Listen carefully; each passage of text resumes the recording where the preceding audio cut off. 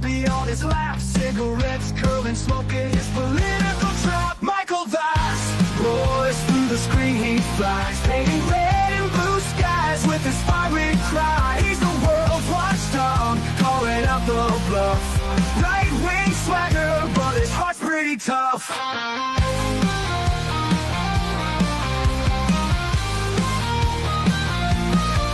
He's a Republican dragon with his truthful slight, fights the battles unseen in the shadows of the night. From policy to passion, he breaks it all down, giving a voice to the voiceless, wearing his crown. Caffeine-fueled mornings, the smoke curls dance, Fluffy at his feet, giving life one more chance. Through algorithms and bias, he cuts straight and clear. Michael's roar echoes in the hemisphere. Michael Vass roars through the screen, he flies, painting red and blue skies with his fiery cry. He's the world's watchdog, calling out the bluff. Right-wing swagger, but his heart's pretty tough.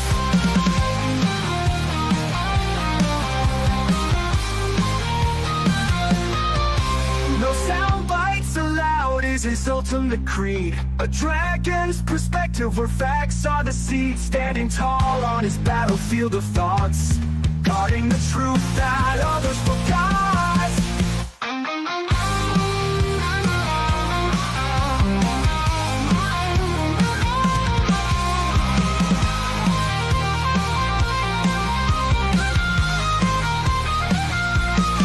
Michael Vass roars through the screen, he flies, painting red and blue skies with his fiery cry. He's the world's watchdog, calling out the bluff. Right-wing swagger, but his heart's pretty tough. Hello, everybody, and thank you for joining us. This is No Soundbites Allowed. I am your host, Michael Voss, the political dragon here in our offices in the Bronx, New York. Today is January 18th.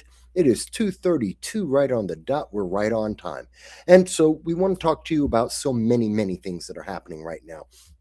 There is a lot of breaking news. In fact, right up until about 5 seconds ago, I was just checking in on the news about Syria and the Kurds, which does involve the United States. There's breaking news about what's happening with Europe and Greenland and the United States. We'll be talking about that. There's breaking news on what's happening in Minnesota, as well as with National Guard troops, even in Alaska. And we'll be talking about that. That's just the breaking news. 3 major stories that will be affecting everyone's life going forward. And that has consequences not just in the United States, but around the world. And so we will be talking with you about all of those things. Mind you, this is a conversation. I want to hear what you think about each and every one of these issues, everything we will be discussing. After the show, links to all the sources we're talking about will be available for you so that you can see it for yourself. But during the show, I will show you my sources. I will tell you what I think, and we can have that discussion about where America goes next, or where should America go next. And we can reach out to our various elected officials to try and make that happen. We do this program because we believe in free speech. We believe in your right by birth to be able to speak about the issues that are affecting you in your life. And that is absolute. And whether the internet overlords like it or not, whether or not any state may like it or not, we want that to be the fact, the truth, and that's what we do on this channel. And we have been doing that for 20 years of political commentary and for the last 9 years on this specific program as well. That all being said, we're going to get into the program pretty straightforward here. But if you are new to the channel, we do welcome you. We do thank you for being part of our audience. Your voice matters, and we are looking forward to hearing you.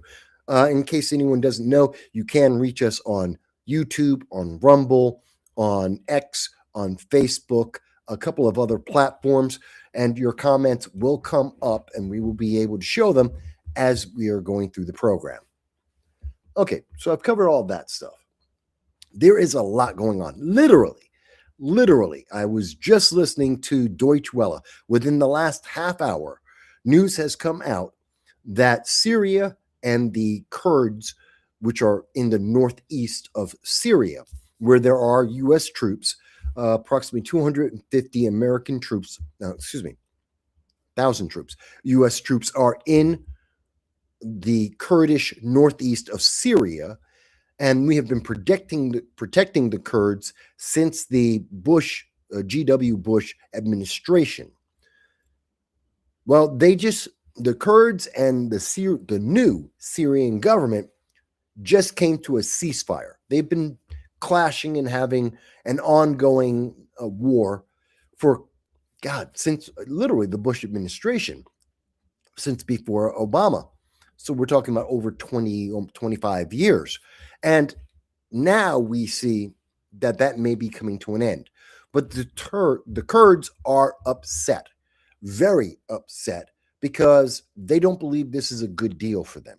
They're losing access to their oil fields, which is a big, obviously very big on their economic survivability, as well as they have little trust in the Syrian government, a government that is run currently by a former member of ISIS who proclaimed to the world that he gave up ISIS, that he didn't want to be a radical, and not everyone trusts him. The Kurds do not trust him because ISIS, Al-Qaeda, even the old Syrian government wanted to kill all of the Kurds.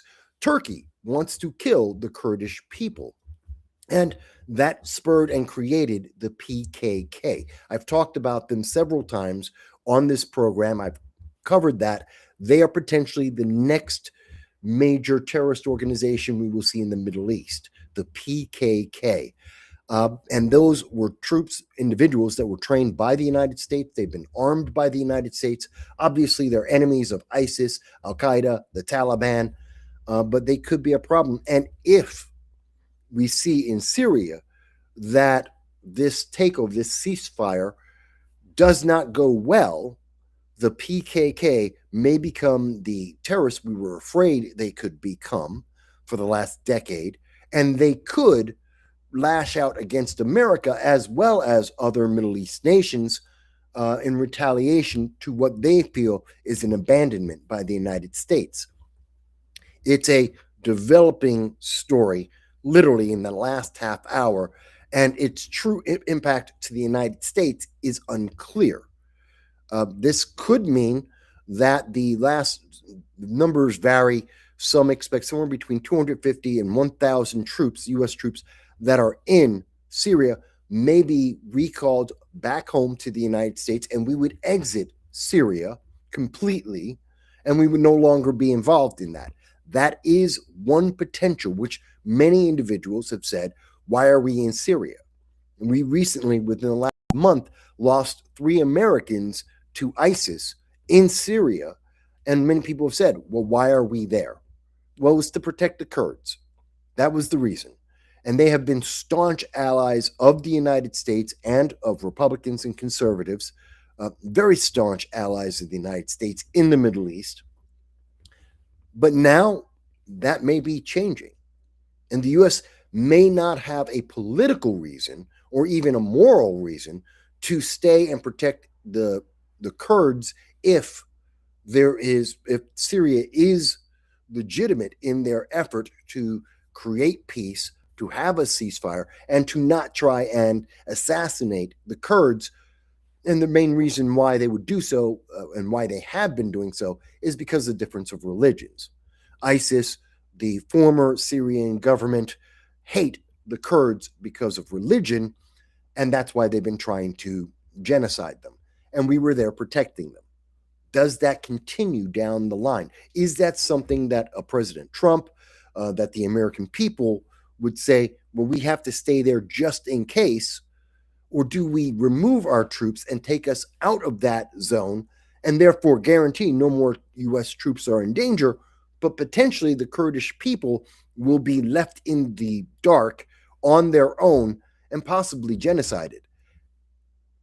I'm not sure what's the right answer at this moment, I can tell you. I do understand the problem. I don't understand what is the best solution at this moment. Again, it's only been about half an hour, 45 minutes. It is a developing story, and we will be hearing more about this. I do recommend that you can look back on my channel, just type in Kurds, Syria. You should see several of these stories, whether it be live streams and or any of the independent videos I've done covering that history and the concerns we have that could have impact on the United States. It's pivotal. By the way, I do want to say hello to Ron. Ron was the first one to make a comment today, and he says, good afternoon to everyone. Good afternoon, Ron. Thank you for being here with us. So I don't really have any links at the moment. I know Deutsche Welle, the German news agency, the state news of Germany, has been covering this. They're the first international news source, credible news source that I've seen covering this developing story about the Kurds in Syria.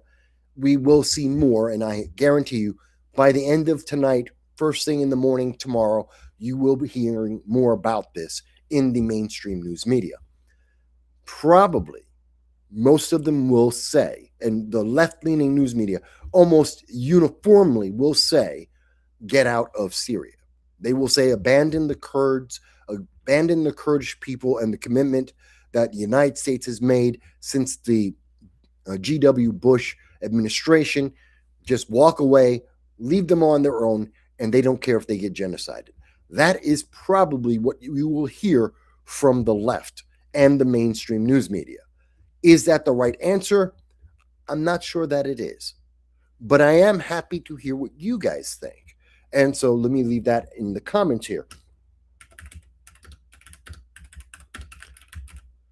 Hang on.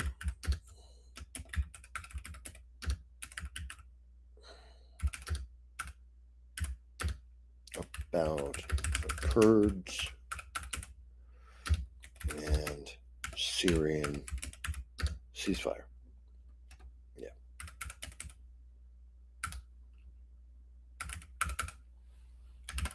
Yes, I know. I peck at the keyboards. I use about 2-3 fingers to type. I'm not a great typist, never was. I did learn it back in junior high school. They had classes on teaching you how to type. Wasn't good at it then, still not.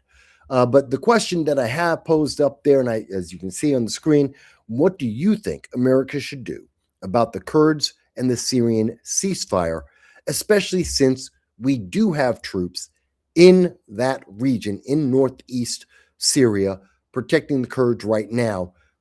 What should we do? We are involved to an extent.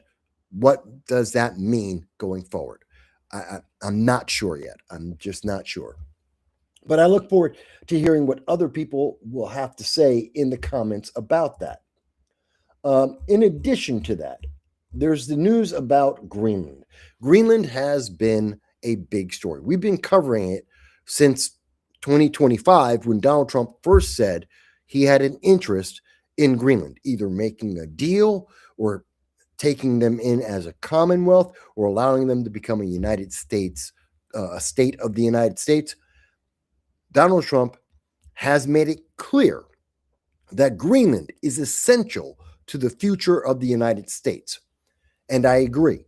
After a year of looking into Greenland, talking about what strategically is important about Greenland, and we've seen that the talking points from the Trump administration as well as the mainstream news media has bounced around on several different issues.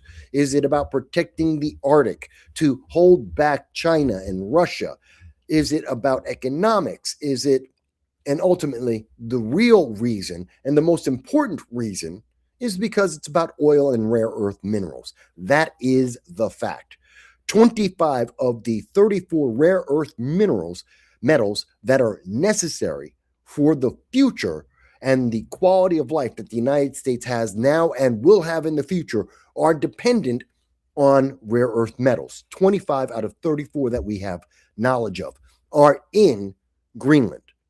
Greenland has depending on the estimate that you're looking at, it is believed that it is somewhere between the 8th largest collection or deposit of rare earth metal resources, or it's number 3.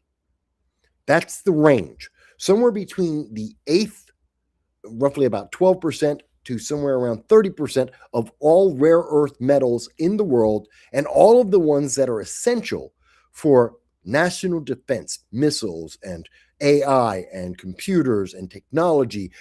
They are necessary for green energy, for electric vehicles, for renewable energy batteries. All of that is tied to rare earth metals. And Greenland has one of the largest deposits in the entire world. The largest deposit, as known to at this moment, is in China. And China has contracts and agreements with most of Africa to get the other majority of rare earth metals in the world. China essentially has a control, a lockdown on 70% of all rare earth metals in the world, either because of their own deposit and or contracts and agreements with various nations. Almost all rare earth metals go through China. Why does this matter to you? And this is the part that most don't talk about. The mainstream news media, they want you to talk about, well, it's about strategically protecting the United States. They want to talk about that because that's a weaker argument. Most people go, well, the Arctic, I mean, it's a bunch of ice, it's a bunch of water. There's not a huge threat to the United States. We already have a base in Greenland. We already have all of the technology to protect the United States from missiles and planes and bombers coming from over the Arctic through the north of America, coming from our northern border over Canada into America. I mean, and the reason why no one cares about Canada is because it's Canada. And I'm sorry to my Canadian audience, but let me be very clear. We have an international audience. The fact is, no nation is terrified of Canada's military. No one's worried about Canada's military prowess. You may recall 2 years ago, there were Chinese spy balloons that were floating over America. They went over Canada first. The spy balloons were traveling over Canadian airspace and half of Canada, and then through the jet stream came down and covered across the United States. Canada's military could not shoot those spy balloons down. The U.S. military could, and we did, very much after they had already done their job. Thank you, Joe Biden. Horrible decision. Could have took it down in when it was over Montana, when there was nothing but trees for the spy balloon to look at, but instead he let them the Chinese take pictures of various military bases across the center of America before he decided to shoot it down. That's kind of stupid. But the point was, and the point is, Canada couldn't shoot that down. They couldn't stop that from happening. They tried, they failed. It's the U.S. that has the military capability. So to say that, well, the Arctic is safe because Canada is going to watch over it for the United States, they can't. That's just a military absolute fact. It's not to denounce I'm not, being negative on the Canadian government or its capabilities. It's just the reality of the world. They don't have the capabilities to protect America's north. America protects Canada. That's the reality. We protect them. They don't protect us. And so Greenland has been identified as a way to ensure that the United States is able to protect the Arctic for Canada, for the United States, and also to help our allies over in Iceland and in the United Kingdom. That's the argument, and it is a real and legitimate argument that the mainstream media want you to have about Greenland. That isn't the reason why we should do it. That isn't the reason why this is and has been a top priority of the Trump administration. And it's not that Trump is just being a radical cowboy. This isn't random.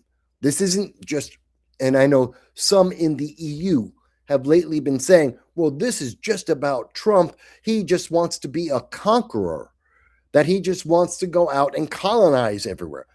That is, how can I say, it is, not only is it short-sighted, It's incorrect. It doesn't actually address the truth of the situation. Again, I have to say, rare earth metals, if you believe in the green movement, you're an eco fanatic and you want to reduce greenhouse gases in the world, you can't do that without rare earth metals. If you want to protect, excuse me, the United States, you can't do that without without rare earth metals. You cannot do it. It is our future, whether it's AI or just the technology we're working on right now, the quality of life, the future of the United States is dependent on these metals. And if China has almost universal control over these metals and they cut off the United States, our quality of life will fall like it'll fall off of a chasm. We will lose our quality of life and our freedom quickly, and we will become a third world nation because we will not be able to support the trade and the technology and the dominance that we have at this moment. This is why it is so essential. And I understand that in poll after poll at this moment, if you ask the American people, 4 out of 5 Americans at this time will tell you that Greenland's not a big deal. That's because the American people don't understand why it's a big deal. And if you're asking most Americans, they're looking at the conversation in the mainstream media. It's not a big deal because no one's going to attack America over the Arctic Circle, which is, to be honest, an ignorant false security. We can be attacked. Missiles and bombers and fighters can go over the Arctic Circle and reach the United States, and Canada can't stop it. And the United States may not always be able to stop it, especially when we're talking about hypersonic missiles. And a lot of people forget China has been the leading edge of hypersonic missile technology. We cannot shoot them down. People may have forgotten about that. We were talking about this back in 2020, 2019. Hypersonic missiles, the United States does not, no country in the world has the ability to shoot down a hypersonic missile. And because we cannot do that, we are not safe. Now, at this moment in the world, no country seems to be capable of having a nuclear hypersonic missile. That's a short-term safety. Eventually, either between North Korea or China, some development is happening in Iran itself in terms of missile technology. They are going to figure out how to have a hypersonic nuclear missile. Eventually, the United States will be able to figure out how to defend against that. Every country in the world is trying to figure out how to make hypersonic missiles, especially with nuclear capability, and every country in the world is looking to figure out how to defend against that. AI is one of the key features of being able to defend against that, to figure out that technology. And rare earth metals are essential for both the nuclear missiles, the hypersonic missiles, and the defenses against that. So I'm already giving you, I hope, a clear picture of how essential and how multifaceted Greenland is to the safety and quality of life of the United States, and why you're not hearing about that essential purpose, that essential aspect of it. Hopefully, it's giving people more of an understanding of why we have been involved in this process for a year and why we're getting to a critical point. We're going to see within the next year, before the end of 2026, before November of 2026, this is a midterm year. And historically, the party in power loses the midterms, the midterms that they have. We are historically expected to have Democrats take either the House or the Senate. And I would expect it would probably be the House, where the margin is a lot thinner.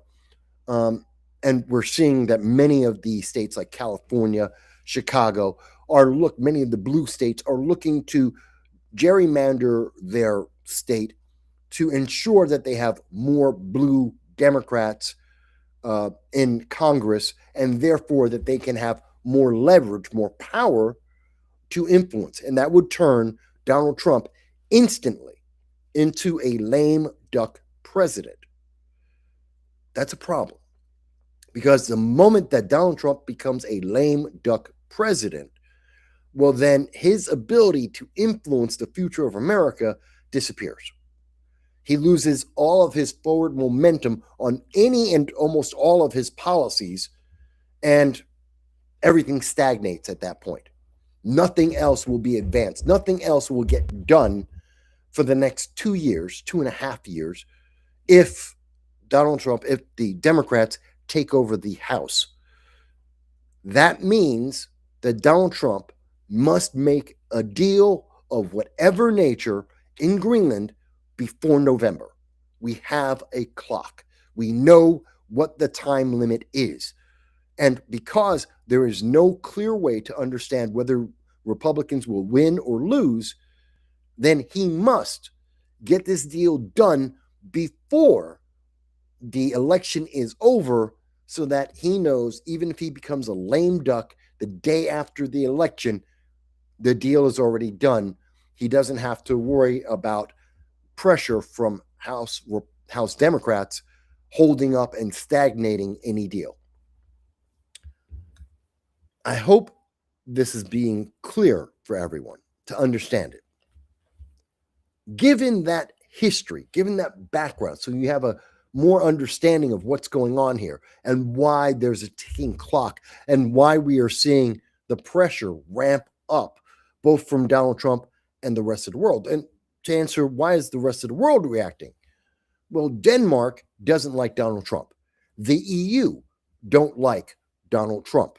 France, in particular, one of the biggest voices in the European Union, Emmanuel Macron, hates Donald Trump, and he loves China. You don't have to believe me. Go back to March 2023 and listen to the comments from Emmanuel Macron, president of France, as he tells the EU and the world that he wants to abandon America and to join up with China. He said this under the the Biden administration. This isn't about Republican or Democrat. Yes, Emmanuel Macron doesn't like Donald Trump, given. But he said this. He said to abandon the United States, to throw us under a bus, and to become friends, for the European Union to become friends with China, the Communist Party of China. He said that in 2023 under the Biden administration. He doesn't care about whether it's left or right. He's throwing America under a bus to jump in with the communists, and he's trying to get all of Europe to do that. So the pressure from France and Denmark is hyper. They don't like Donald Trump. This is an excuse that is as good as any excuse that they will ever get to try and put pressure on Donald Trump. And thus, they're trying to stop this deal. They're not thinking of the long-term consequences of this deal. If the United States does not have access to those metals, Denmark and the EU cannot develop those rare earth metals. They cannot. They have never been able to fully develop that. They don't have the expertise, the equipment. They don't have the money to be able to fully develop that resource and to distribute it around the world. They can't. Therefore, China can. And if the EU is to become buddy-buddy with France, China was to become buddy-buddy with the EU like France would like, well, you could see pressure from France and Emmanuel Macron on some of the more left-leaning members of the EU to give all the mineral rights to China, which would essentially stifle any nation that doesn't like communism from being able to advance in terms of self-defense, economy, quality of life, AI, technology, all of that. That's the fear. That's the long-term problem. And I don't think Macron has really thought that through to think what happens when you give such an exclusive power to the Chinese government, the communist Chinese government. I don't think he's realized how negatively that will impact the entire world. So that brings us to where we are now, where over this weekend, Donald Trump has said to Europe, to the 8 nations that are fighting against the United States because they don't like Donald Trump, and they're not thinking about the full consequence of the future. We have 8 nations in the European Union, including the United Kingdom, that are fighting against the United States. They have sent 30 troops. No, I did not make a typo. I'm not misstating that. 30. They sent 30 troops to Greenland to protect Greenland from the United States. That's stupid. It's funny. It's a joke. I could send a company of Marines from Paris Island to Greenland and take them all out. I mean, that's how absolutely useless that is. But it's meant to be symbolic. It's not meant to be an actual defense. Not that these nations have the capability to fight against the United States. They don't have the military to send. They can't send platoons or companies of their troops to Greenland. They don't have them. They can't send them. That being said,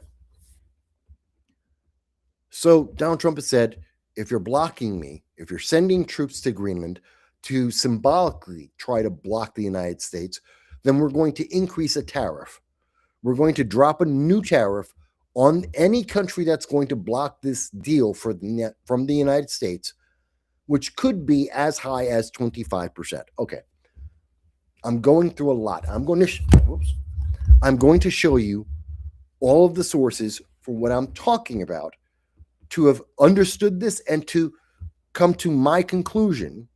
And I will give you my conclusion, then we'll go over the details. I see your comment, user. I'm going to get to that in 1 second. The answer is that the United States must own Greenland. And I don't care if you believe in colonizing or you think that's a bad thing. I don't care about that. I don't care how you feel about Greenland. I don't care how you feel about Donald Trump. America must have access to those rare earth metals. So whether it's a deal or whether it's a purchase or whether it's military conquest, it does not matter. Before November of 2026, the United States must have sole control over those rare earth metals in Greenland. It is absolutely essential to the future of the United States. The United States will be devastated financially and in terms of our national defense, in terms of our economy, our quality of life. We will be devastated within 30 years if we do not have those rare earth metals. That is a fact. It's not an if, it's not a maybe. Most of the news media don't want to mention this because people will panic. But the fact is, if we don't have it, then in 30 years, we will not be the leading nation in the world. And that will be very bad. That will be incredibly bad. But I will address that in just 1 second. Here are the comments. So we have a comment from User Has Been Banned.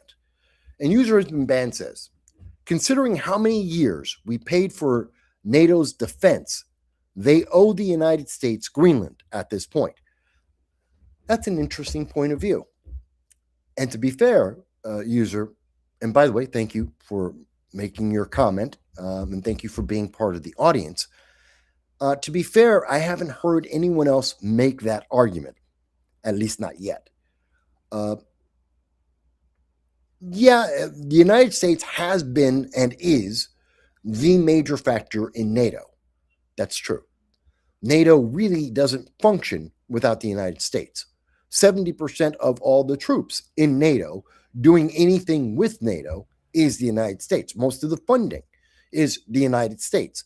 So functionally, NATO is the United States. That's the function of it. But a big part of this whole problem is the ego of Europe. And I will show you that in just a moment. Ego is one of the motivating factors for many of these countries.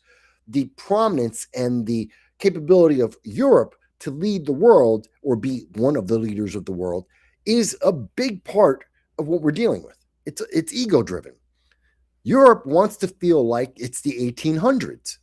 I swear to God, this is literally a lot of the problem with Greenland and a lot of the problems with dealing with the United States for the last decade has been Europe wants to feel like they're one of the big boys.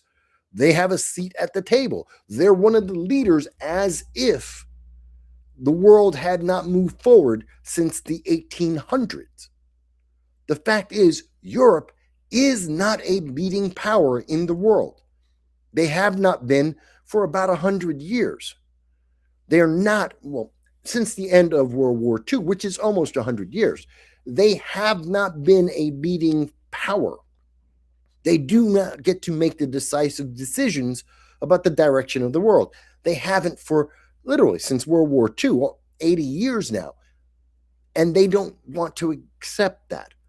And that's where a lot of this issue is. So I think that's part of it.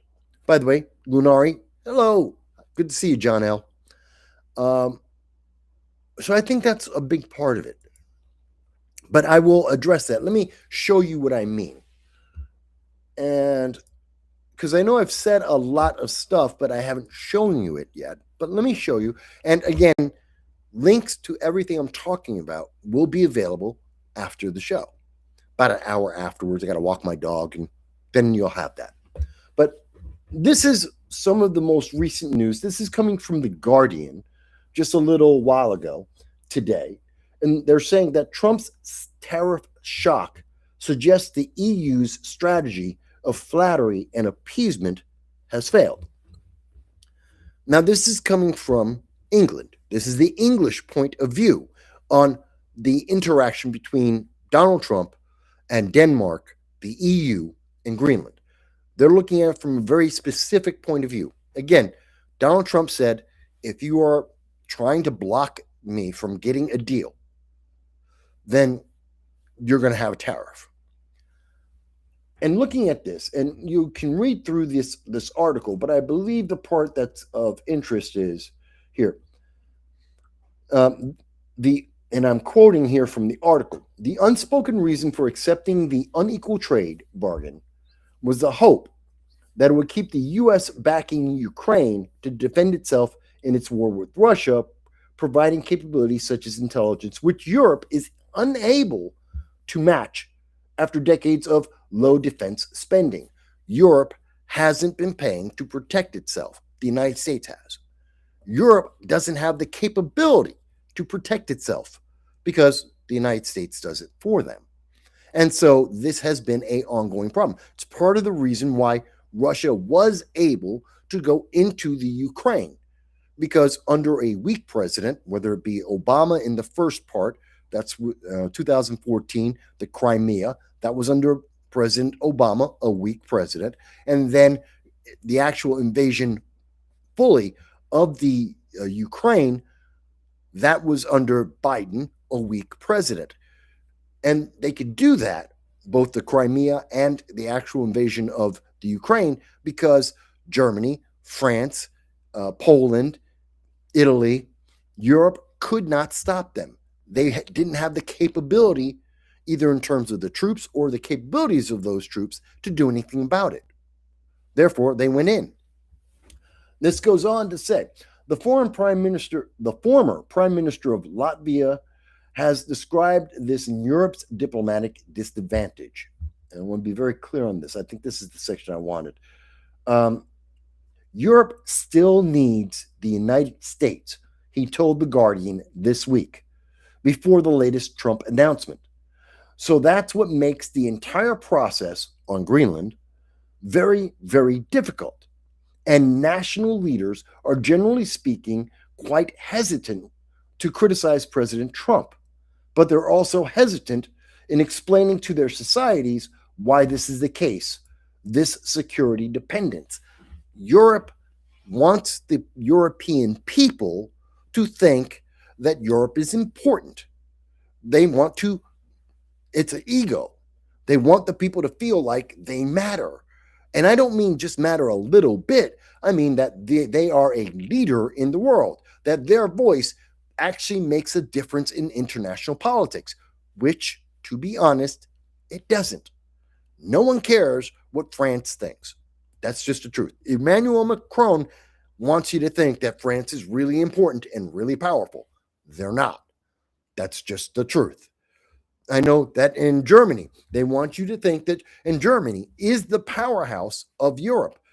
They are the economic backbone of the EU. That's true. But Germany isn't making a decision about what's happening around the world. They can boss around Europe all they want. Outside of Europe, no one cares. They have no real power. They have no real influence over most of the world. A couple of countries, but mostly not. And they're one of the most militaristic, most developed nations in Europe. Poland, of course, is even more developed and more militarily stable than Germany, and that's because Poland is terrified of the Soviet Union, Russia. They're terrified of Belarus.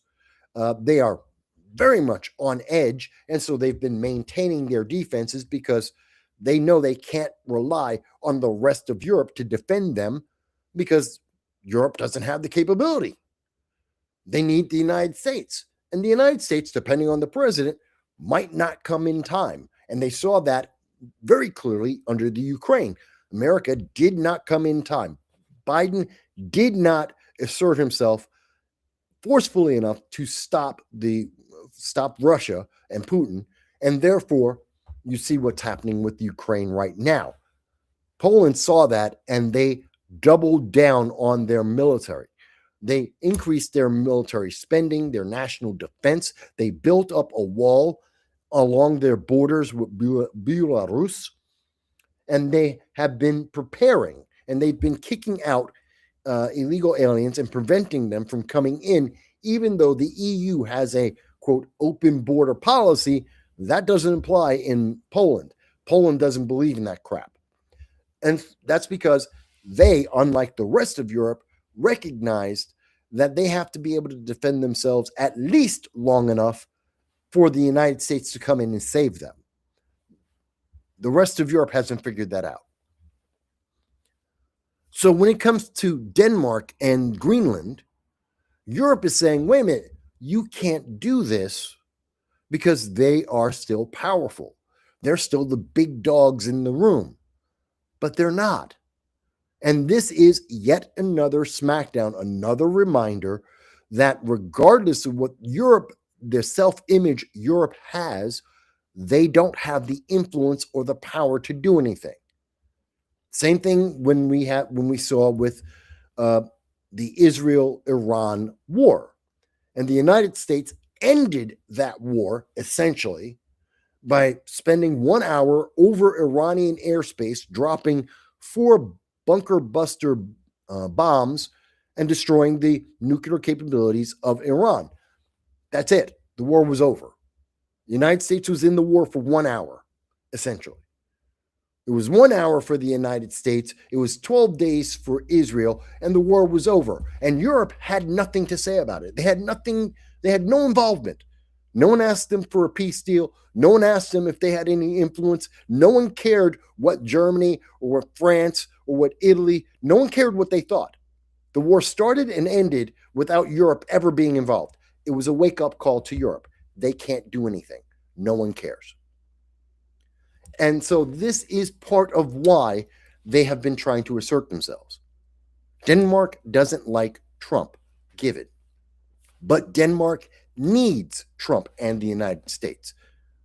They know that. They know their safety is dependent on that. Their economy is dependent on that. And so they don't want Trump to have this deal. They still want to be involved because they want to be important. It's not going to work. Now, part of this is that Donald Trump has been making a deal. This is part of a deal. You may disagree with me on this, and I'm more than willing to hear your voices, folks. Anything that I've said, if you dispute anything, I want to hear why. Tell me why you think I'm wrong. And any of the analysis I've been giving you, the information is spot on. It's internationally confirmed. If you think my analysis of it is incorrect, I want to hear your voices. Tell me why. But Trump has said from the beginning, we don't need to own Greenland.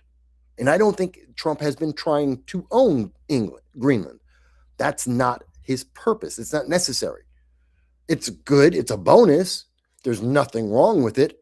The United States can absorb 56,000 people. That's the entire population of Greenland, 56,000 people.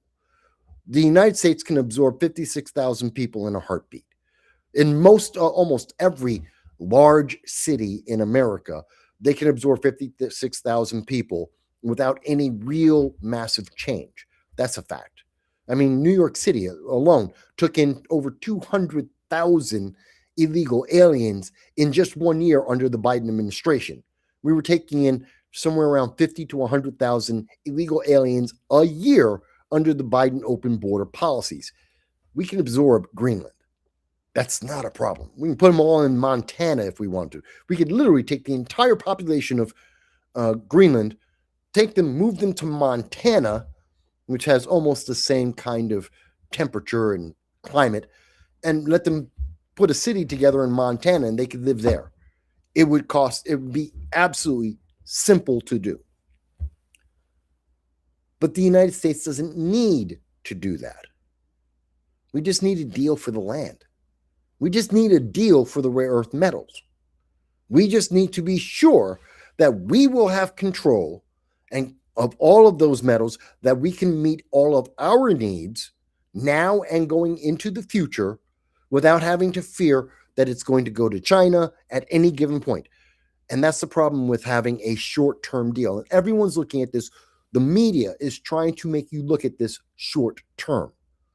We need literally a 100-year kind of deal, kind of like the deal that the United Kingdom made with China over Hong Kong, kind of like the deal that the United States made over the Panama Canal and said, yeah, we've got it for 99 years. And I don't know why we had a president so stupid as to say, we'll give it back. No, you keep the deal. It's a critical strategic asset of the United States. You never give it up. We built it. It's ours. We should never have given it up. But that's the kind of deal we need to have with Greenland, that we have the rights to, and we can share some of obviously we would share resources with Greenland and or Denmark. We can share some of the profits with Greenland and Denmark. That's fine. But we need to have access and know that China cannot get that no other nation can get that before the United States. Otherwise, we will not be able to guarantee the future of the United States in terms of the quality of life and or the safety. And I've made that clear just in talking about one single thing, hypersonic missiles. One other single thing, AI. Those two things alone absolutely tell you the United States must have those rare earth metals. Must. If we do not, those two things alone will crush the United States in 30 years. I hope I'm making this make sense for people. And this is why NATO right now is in such a quandary. They want to be important. They want to be taken seriously. They want to assert themselves, both not just on a militarily, but also that translates into economics. If Denmark is able to have control of those rare earth metals, that would put them somewhere between the eighth largest deposit of rare earth metals or the third largest in the world, depending on which estimate you want to go with. And given the reliance and need of every nation for AI and hypersonic missiles and hypersonic missile defense, well, that means that Denmark, therefore Europe, because Denmark is part of the EU, all of them would be magnified in their financial and diplomatic prowess, and therefore be elevated closer to what they were at in the 1800s. This is, believe it or not, this is very much ego-driven. A lot of politics is about egos. It's sad. You would think, oh, no, it's about the best interests of this country or that country. No, it's really about ego. It's about the country's self-image more than anything else. And that's sad, but it's real. Oh, Phil's with us, and Phil has a comment. Phil says, France is only used to killing African villagers. Yeah, that's not untrue. By the way, most of Africa was dominated by the French. And so they have a large influence, or had a large influence, on Africa. Now, many of those African nations after World War II, they rejected the French. They kicked them out. Ethiopia kicked the asses of the French, which was kind of funny because they weren't as militarily developed, and yet Ethiopia beat the French in World War II. And most of Northern Africa hates the French to a certain extent, although their infrastructure, their government, is very much shaped by French politics and French infrastructure. So France, they still think they have a lot of control. But ask any Moroccan, and they'll tell you they don't like France. They don't like the French. Ask most Algerians, they'll tell you the same thing. Most of the North Africans will tell you they can't stand France. But France thinks they're really a big deal in African politics. They're really not. They're not liked. But that is a great example there.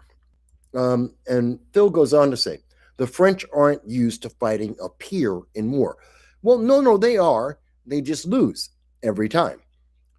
When they were fighting Vietnam, and they were fighting the Viet Cong, the communist movement in the Vietnam region, well, that was backed by China, of course.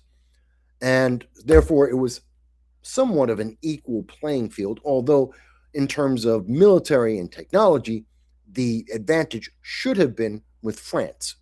And the French got their asses kicked. That was Vietnam. And America came into Vietnam to save the French. And then we decided, well, the French lost, which we kind of expected, because they've lost everything since Napoleon. So we kind of figured, well, they lost, but they're right. Vietnam is strategically important. We do need to stem the growth of communism. There's a lot of factors involved. We'll go into Vietnam. We'll take it. We'll win because we're not the French, and it'll be all over. We lost. We got our asses handed to us as well.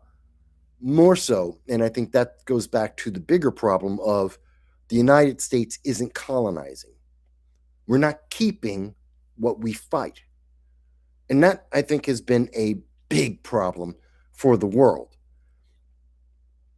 If we are willing, I've said this over and over again, if we are not willing to take what our soldiers bleed over, if we send soldiers to a country and they die, we own whatever it is they fought for and they controlled. If they fought for a house and they're bleeding, they're losing their limbs, some of them are dying, they're coming back with PTSD, we own that house.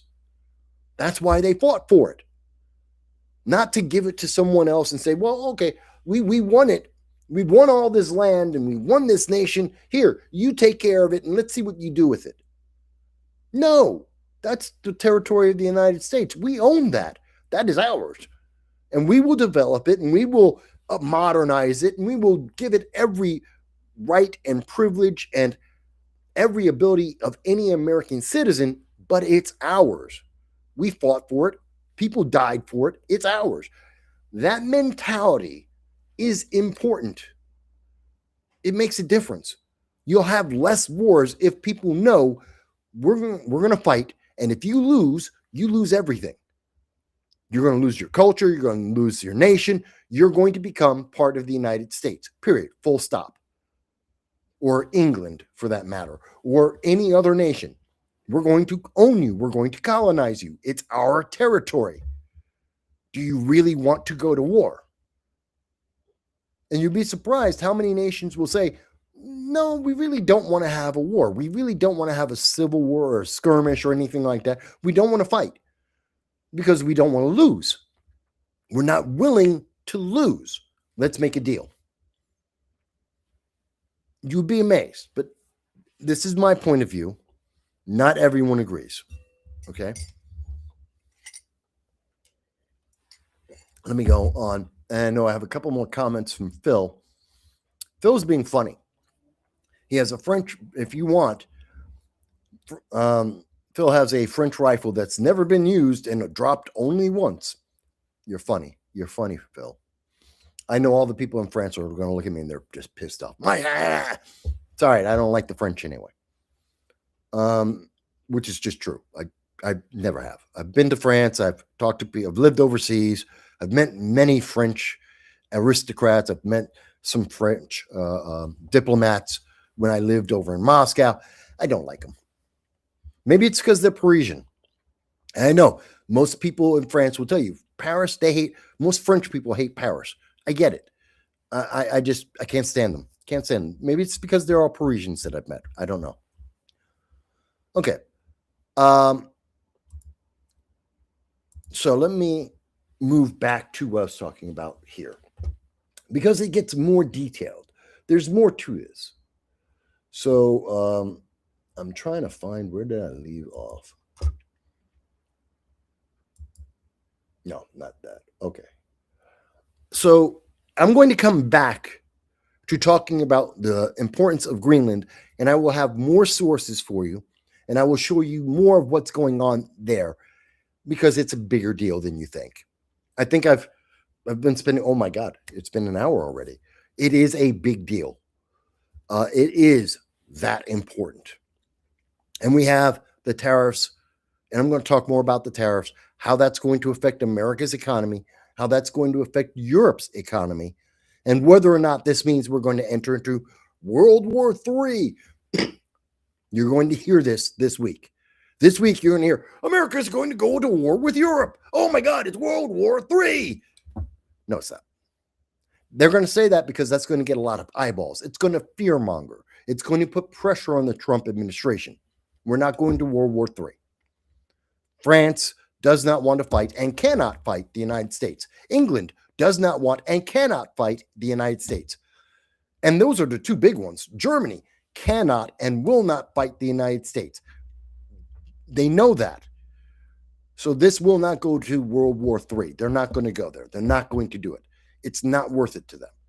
But I will explain that in more detail because that doesn't mean we won't have conflict. It doesn't mean that it won't affect our economy. There are different ways to fight a war nowadays than just shooting with our troops. But I'll get to that. Let me take a step back. We've talked about that for an hour.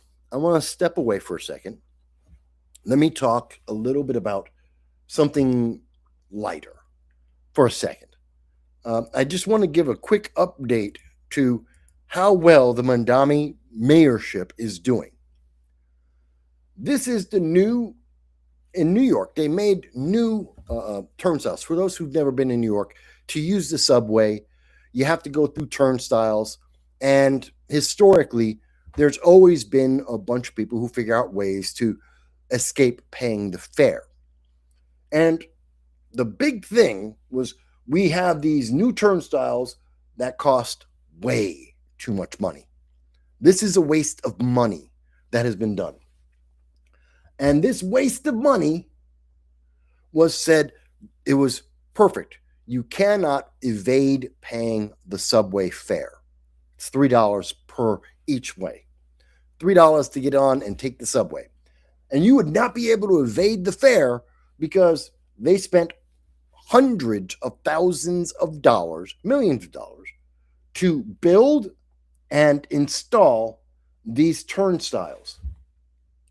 And as you can see, it took just days for the public to figure out, yeah, I don't have to. It's the machine is dumb.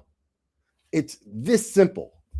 No high tech, no acrobatics necessary. Throw a bag and you get in. And other people will follow through.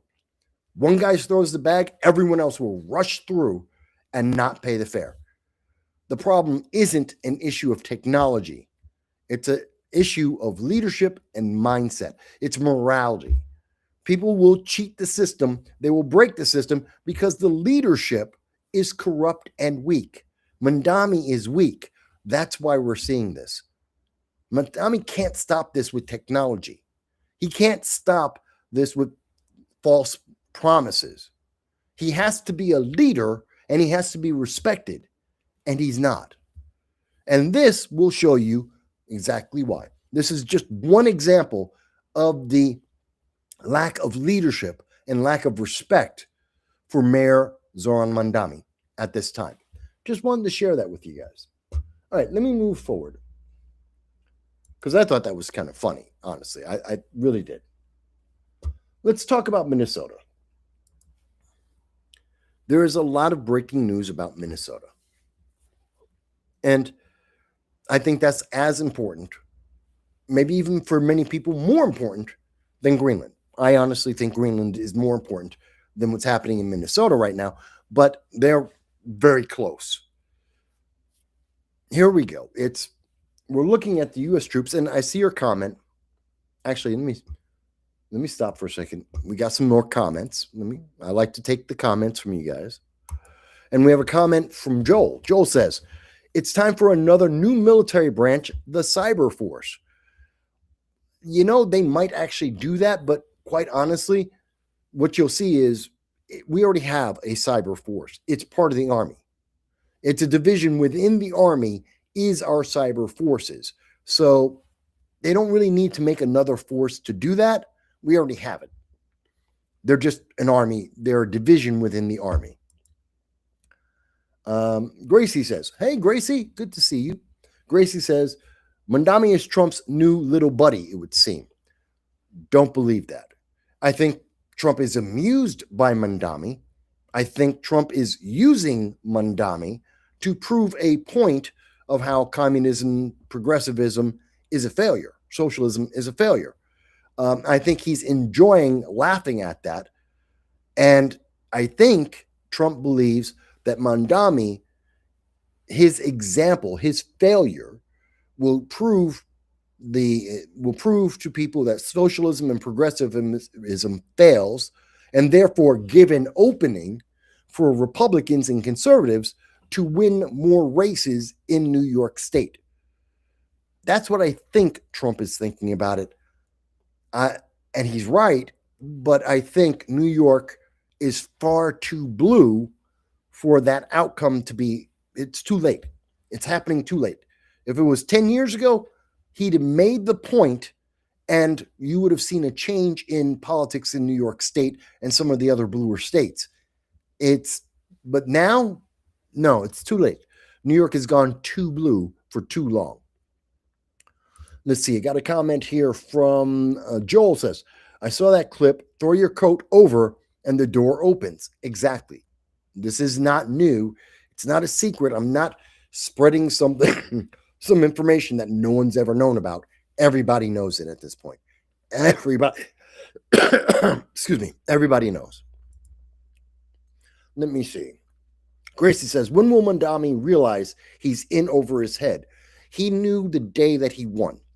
When Mandami won the election, he realized he was way out of his league. He was overwhelmed instantly. But he's got a big ego, and he doesn't care because he believes socialism will work. He truly believes that socialism, big government, he told everyone after the election, he told everyone, bigger government will fix everything. So for Mandami, the only thing he has to do, even though he's overwhelmed, that just means he needs a bigger government. If he's not sure what to do, he just needs more people, more government, and more government will figure out the answer, because more government answers everything. That's what I think Mandami is looking at right now. He's stupid. It's not true, but that's what he thinks. Joel says, Mandami did promise free everything. Not quite in this way. He wanted to have control over what was free and what wasn't. Notice he said free buses, not free subway. He didn't want the subways to be free because he realizes that that will break New York City. You can't have a free subway. You can't have a free bus at the same time. You can't have free transportation in New York City. We can't afford it. We cannot afford it, which is why he said free buses, but he never said free subways, because we can't afford that. Even with socialism, cannot afford that. So he's kind of screwed, and he knows it. Let me see. Everybody's saying hello to each other. That's good. All right. So let me get back to Minnesota. So we have Minnesota, and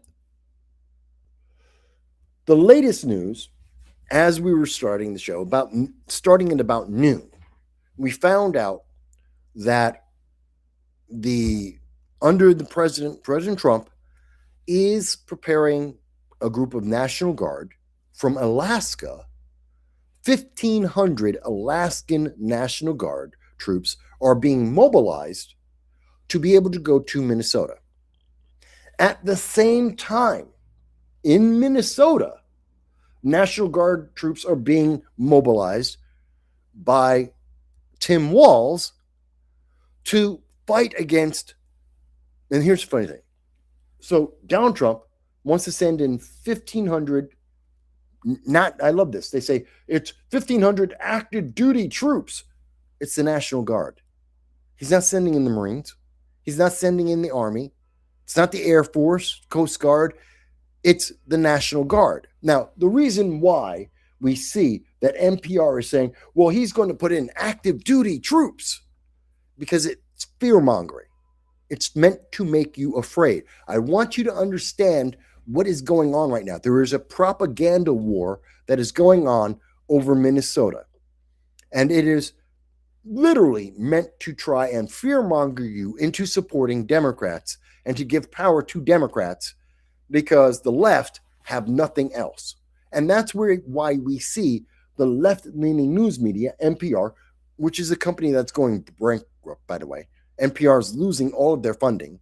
They may go bankrupt and disappear, but NPR has said, okay, it's active duty troops.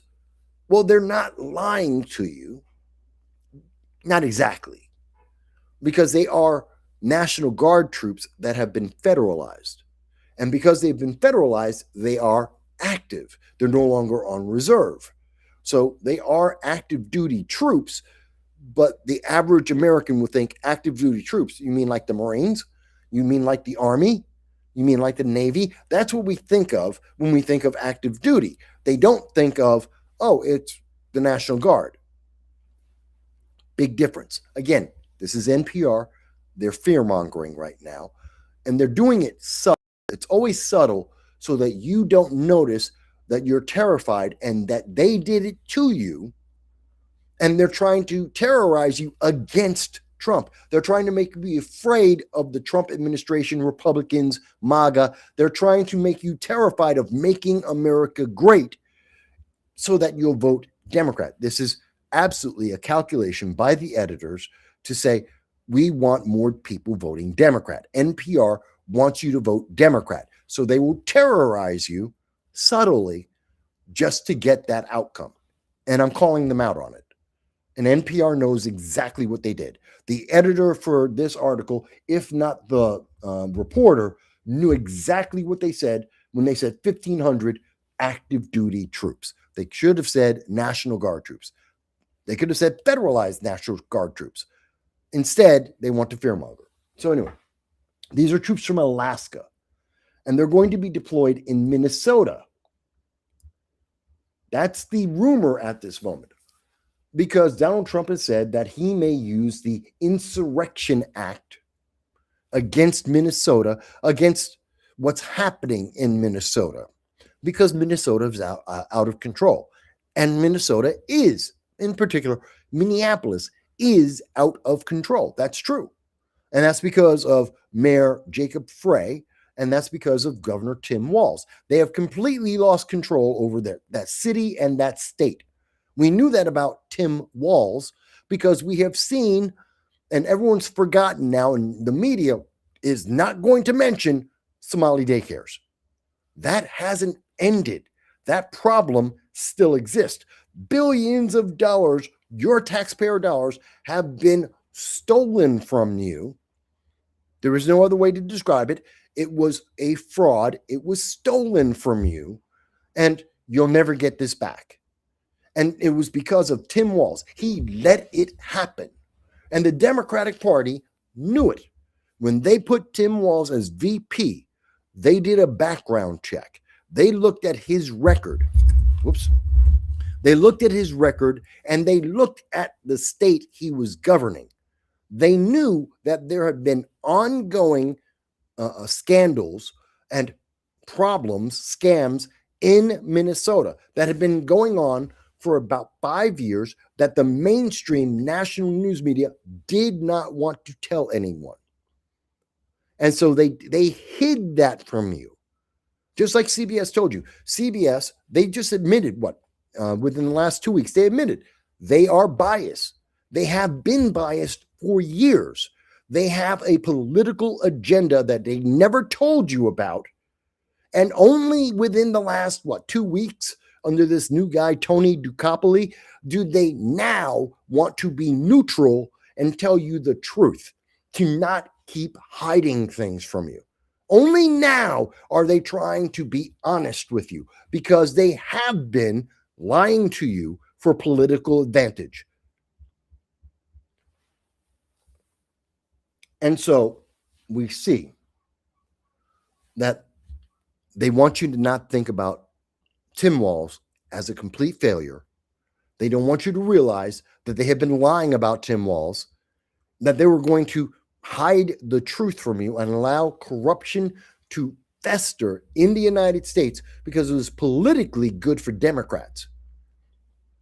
And Jacob Frey is absolutely 1,000% owned by the Somali majority in Minneapolis. He is owned by the Somali presence in Minneapolis and Minnesota. That's donations for him and the party.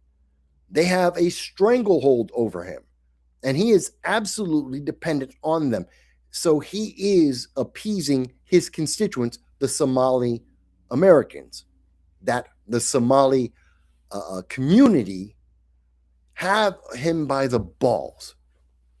And so he's going to do whatever's good for them, he's going to do, because they're the people he's responding to, not the American people, not everyone else in Minneapolis. He's there to protect the Somali interests, and that happens to align with the leftist interests, because it's the left that allows the Somalis to commit corruption, to bilk billions out of your pocket. So the Somalis want Democrats to win because Democrats allow them to commit crimes against you.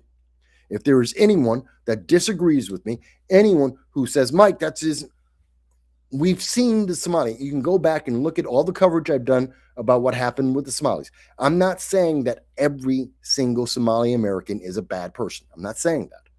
I'm not saying that everyone from Somalia is evil. I'm not saying that.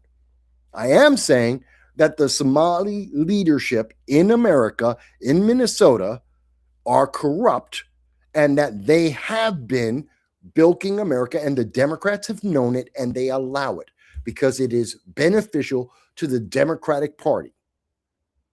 And that is true. That is just true. And Joel says, it's not just Minnesota. Every state needs a deep Doge-like audit. I agree. And I have said, and I will say again, we need this in every bluer than blue state. Not that every state in the country should do it, but it is desperately needed. We know that there is ongoing investigations that have identified already in California and in New York multi-billion-dollar schemes exactly the same as the one in Minnesota. The one in New York State is by Russians. I don't remember which group are doing it in California. And it's not because, oh my God, well, it's because of this race or this country. It's because every criminal saw this happening for 7 years and saw that this was billions of dollars. And they said, yeah, we can do, if you can get away with that in Minnesota because Democrats don't care. And all you need to do is then donate some of those billions back to the members of Congress and to mayors and to the governor. If you just donate to their campaign, they will let you continue to steal billions. All you have to do is give a couple tens of thousands, a couple $100,000 to these Democrat candidates, and they will let you steal billions. That's why we now know that there are similar conditions, similar cases of scams in California and in New York. And I guarantee you, and also in Ohio, I believe it's $1.2 billion in scams in Ohio. And I guarantee you, well, I can't guarantee you, I'm absolutely sure that if you look at every bluer than blue state, Ohio, Delaware, you go over to Massachusetts, if you look at the bluer than blue states, you will find that this same scam is happening in every single one of them.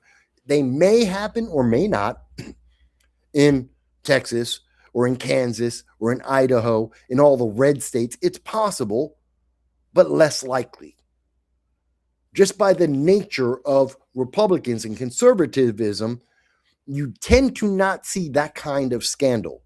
That's not the abuses that the right will allow. I'm not saying that the right is perfect. They just allow different kinds of corruption to happen in the government, not this. Scams bilking billions of dollars, that's not something you tend to see in a red state. That's absolutely what we are seeing in blue states. So this I thought was very interesting. Coming back to Minnesota. And thank you for the comment. Oh, by the way, I also wanted to get to thank you, Phil. Phil just donated via Super Chat $2 and says, local Air National Guard flies. Oh, let me read that over. Local Air National Guard flies to Greenland regularly. Okay. Yeah, we have a base in Greenland. A lot of people don't realize it. We already have a base in Greenland. And there's about 200 U.S. soldiers on the base in Greenland right now. We're in the northeast portion of Greenland. And that's to protect the Arctic. We already have a base there. We could have we have had as many as 17,000 U.S. troops in Greenland. That was closer to World War II. But we've diminished from 17,000 over the years slowly down to 200. So there is that. Thank you, Phil, for adding that in. And thank you for the Super Chat. I appreciate that. Phil also adds in, not all Somalis are on welfare, which is true, but 80% are, which is true. That is also true. So yeah, and that's a consequence of the scam that has been going on in Minnesota and that we are starting to see in California, in Ohio, in New York, and I'm absolutely sure is happening in Minnesota and Washington State and Oregon and Maryland, all the bluer than blue states. I am absolutely sure of it. But they don't want to do the investigation. Okay, coming back to Minnesota. So we know that they are planning to go in. Minnesota Governor Tim Walz directed the Minnesota National Guard to prepare for possible deployment to assist local law enforcement. Here's the thing. Tim Walz knows the president is about to put in National Guard troops. And notice they didn't say Tim Walz is going to have active duty military, but that's the National Guard. He's doing the same thing that Trump's doing. But for Tim Walz, he's activating the National Guard. President Trump is going to put in active troops because NPR wants you to think there's a difference between what they have done. It's not. They're doing the same exact thing. They're doing the same thing. But they want you to think that Tim Walz, he's justified and he's not overreaching. He's not going crazy. And President Trump is going all kinds of crazy. Not. They're doing the exact same thing. The problem here that everyone should instantly think of is, wait a minute. President Trump is going to send in 1,500 National Guard troops because Minnesota's out of control. Tim Walz, the governor of Minnesota, is activating National Guard troops because Minnesota's out of control. Why are they both doing that? And what is Tim Walz going to do? Tim Walz knows that, here's the thing, President Trump doesn't believe that Tim Walz has control over Minnesota, nor does he trust the way that Tim Walz will use the National Guard, because Tim Walz is a leftist who agrees with the rioters that are in Minneapolis. He agrees with the riots that are happening throughout Minnesota. He agrees with the lawlessness that is happening in the state, which is exactly like why he agrees with the Somalis. Tim Walz agrees with the Somalis. He let them be corrupt and steal billions of dollars in his state. And that is the same mindset that allows him to say that he agrees with the progressive protesters. Because think about it. What are they protesting? Enforcing the law. Tim Walz wants illegal aliens to come and live in Minnesota. He has a sanctuary state. Minnesota is a sanctuary city. He wants illegal aliens there, even though the law says you can't. And ICE is doing its legal job, a job that Democrats had no problem with. The Obama administration, when they got rid of 3 million illegal aliens, the left said nothing. They had no problem with ICE. They had no problem with immigration control going out and deporting 3 million people under Barack Obama. They didn't care. They let it happen. You didn't hear any of these arguments. ICE wasn't a problem then. It's a problem now. In fact, you really didn't even hear any of the left screaming about ICE under Joe Biden. The Biden administration didn't try to get rid of ICE. He could have. He's the executive. Joe Biden was the executive of the United States for 4 years. He could have defunded ICE. He could have shrank ICE. He could have changed the rules and the role of ICE because he was the commander-in-chief. He was the chief executive officer of the United States. ICE answers to the executive branch of the government. They're law enforcement. If the Democrats had a problem with ICE under Obama and again under Biden, they could have changed it. They could have eliminated it anytime they wanted to, especially under Obama. In 2010, Obama had a super majority. He had control of the Congress, of the Senate, and the presidency all at the same time. He could have got rid of ICE instantly if he wanted to. If the Democrats wanted to, they could have done that. They had no problem with it. They weren't complaining about ICE. They weren't complaining about deporting illegal aliens. That's only a problem because of Trump. Trump is the reason why they're suddenly going, ICE is bad, because they didn't have a problem with ICE. It was only when ICE did their job enforcing immigration law in the United States. Only when Trump said, do your job, then the Democrats had a problem with it. Then they said, oh my God, ICE is so bad. Democrats didn't have a problem with this. This is political. This is political gamesmanship. So, do I think that Tim Walz is looking to try and get Minnesota National Guard troops to fight against Alaskan National Guard troops? Yes, I do. That's why Minnesota is national, because he didn't do it before. Tim Walz could have activated the National Guard at any point over the last couple of weeks, dealing with what happened with the shooting of Nicole Good. He could have nationalized the troops. He could have tried to stop the rioting at any time. He didn't care. He's not nationalizing or activating the National Guard in Minnesota to take care, to stop the riots. He doesn't care. If he cared, he would have already used them to stop the riots. He doesn't care about the riots. He's doing this to stop National Guard troops from Alaska. He's doing this to attack the Trump administration. This is political politics. This is gamesmanship. And he wants to put up his National Guard against the other states' National Guard, against Donald Trump. And basically, he's basically playing a game of chicken. Tim Walz is playing chicken with National Guard troops. Will the Alaskan National Guard troops try to follow the law while the Minnesota National Guard troops are told to obstruct the law? That's a dangerous game.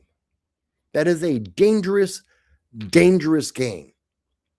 This is how we get a civil war. This is how you create an artificial civil war, by putting the troops of one state against the troops of another state, and the underlying crime and problem is allowed to exist. Tim Walz wants the Somalis to have their corruption. Tim Walz wants illegal aliens in Minnesota. Donald Trump and the other National Guard troops want to enforce the law. They don't want Somalis bilking you out of billions of dollars. He doesn't want illegal aliens in the United States, as he was elected to stop. Donald Trump was elected in 2024 by 77 million people, which includes Democrats and independents, and they said, get rid of the illegal aliens, period, full stop, done. They said, get rid of illegal aliens. We have too many. Get them out of this country. Donald Trump is doing that. He's doing what he was given a mandate to do. And Tim Walz doesn't like it. Democrats don't like it. Progressives don't like that, because that takes away some of their power.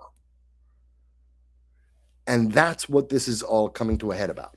That's what's happening in Minnesota. It's astounding to me. Now, if someone thinks, Mike, you're wrong, you just don't understand. Okay, tell me how I got it wrong. Tell me how I'm misunderstanding this.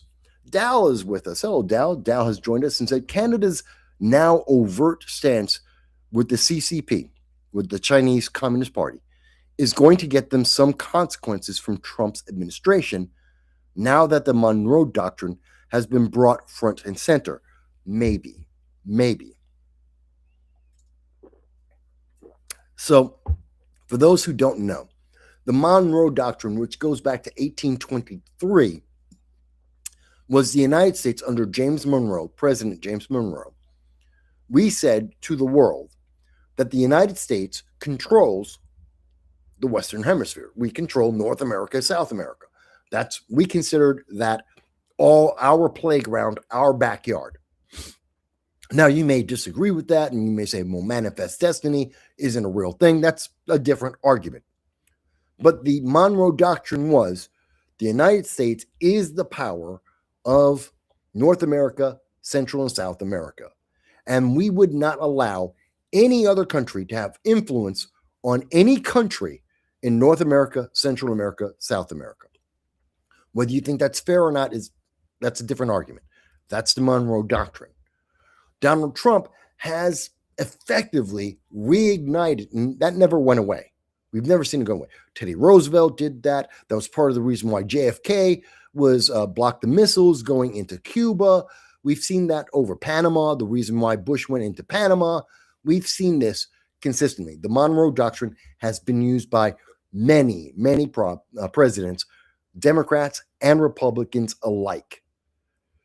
So it's not just a Trump thing. It's not a new thing. So looking at that, we know that China under Trudeau, Canada, under Justin Trudeau, excuse me, was very much like France under Emmanuel Macron. They were sucking up, some would say sucking off China. And so China got some inroads. The communism and socialism gained a lot of strength in Canada, just like it has in France. And then we got the new premier of Canada, who is just like Justin Trudeau. He's from the same party. He has the same ideology. He's the same kind of nut job. And he's also sucking China hard. Does that mean President Trump will be able to go in and influence Canada more directly? No. No, I don't think that will happen. What I think will happen is there is already, and there has been for decades, a very strong desire by certain parts of Canada to become part of the United States. And that's a decades old push. That's not new. This is something that several of the states or provinces of Canada have wanted for decades. And it is part of the manifest destiny, if you believe that, if you understand that doctrine, of the United States. Basically, the United States manifest destiny, for those who don't know, says that, well, North America, the United States is on North America. The United States is the most powerful nation in North America. Therefore, all of North America is part of the United States, or should be. That the United States, when we swept up and we went from East Coast to West Coast, we should have also gone north and south. That we should have taken over Mexico, we should have taken over Canada, and that we still should do that. That's manifest destiny, essentially, in a nutshell.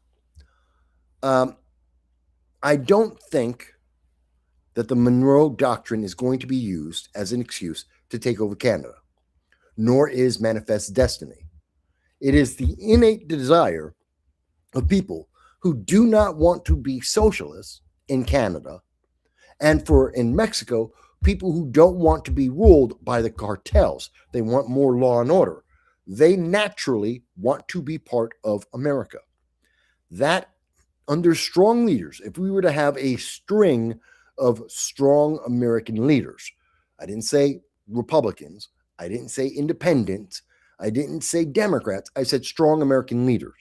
If we had a series of American leaders for a decade or two, you would see, I believe, parts of Canada, parts of Mexico would become parts of America.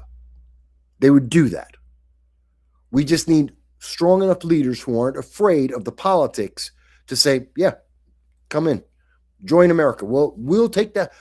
That president has to be strong enough to say, I'll take the blame. I'll take the slings and arrows of the politics. You're now part of America. Welcome to the family. And if we had strong presidents, that would happen. We haven't had several strong presidents because the Canadians that want to become part of America, the Mexicans that want to become part of America, they have to feel like this may take a while. They're not instantly overnight suddenly going to be just jump into America and overnight they're part of America. Their countries, the rest of Mexico, the rest of Canada, is going to fight about this. They're not going to let them go instantly. And the American leader has to be strong enough to say, no, you're going to let them do what they want because that's what they want to do. And they have to be willing to stand up to the international pressure, because you'll instantly hear the rest of the world say, colonizing, colonizing, that's colonizing. Even though it's a decision made by the Canadians, made by Mexicans on their own. They already want to be part of America because America is far, vastly better than their own countries as they are. So they just need to have someone who will protect them as they go through the process of becoming part of America. And that means you need not just one president that's strong, but maybe two presidents that are strong, because this process will take maybe a decade. Donald Trump is out at the end of somewhere in 2027, in the best case scenario, best case, somewhere around June of 2027, Donald Trump becomes a lame duck president. Period. He's a lame duck. He cannot be reelected. His political power will pretty much go away. If Republicans lose the midterm elections, the day after the November 2026 election, if Republicans lose the House and or the Senate, Donald Trump becomes a lame duck president that day, the day after the election. So you can't do it now. You need a president who's got an entire 4 full years, plus the capability of having an extra 4 years, and has enough popularity that he can go through 8 years and then maybe have someone else in his party take on for another 2.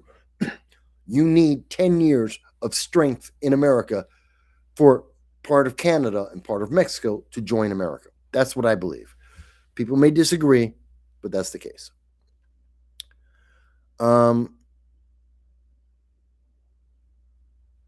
Let me go on. Okay. So I left off. God, I've been covering a lot of information today. By the way, folks, I want you to understand that Tim Walz is not a good guy. And then there's people going, but Mike, Tim Walz has to activate the Minnesota National Guard to protect people in Minnesota. He's there to protect them. It's not just because of politics. It's not because he's protecting his political power. Mike, you misunderstand. Tim Walz is protecting the people. Okay, let's watch. This is, and I'm going to play the whole thing. This is from 5 years ago. This is from 2020. This is from the news station WCCO. This is CBS Minnesota local news. Okay? This is their feed. This is what they put out. This is what Tim Walz did with the Minnesota National Guard. And I'm going to show you. Pat, this is coming to us via Twitter. This is coming from the Whittier neighborhood. I don't know if there's sound on it or not, but these are police officers moving through the streets of the Whittier neighborhood. Oh, I did see this. This is... Get inside! Get in your house now! Let's go! Light him up! Go inside now! Get in the house!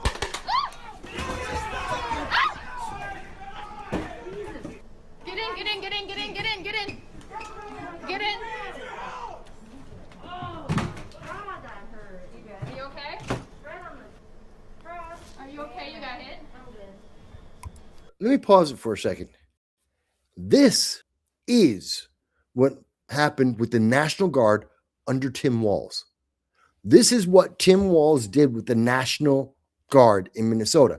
He didn't protect the people. He enforced his law, his rule. It's authoritarian. He used police and the National Guard to walk down neighborhoods in Minneapolis to shoot at the people, as you just saw. That came from CBS. That's not from the right. It's not some kind of right-wing story.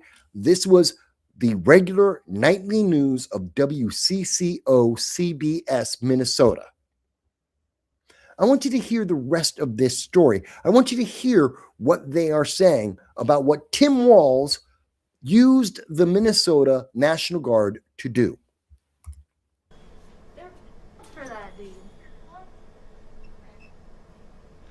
So we'll replay it, but you can get an idea of just how serious people are, where they're literally walking down the street. And if you pay attention, you'll hear the police say, get in the house. You'll hear several commands, and then you'll hear, light them up. And then that's when you get the fire. We'll play it again. You know, this is... Get in your house now! Let's go! Light them up! Go inside now! Get in the house!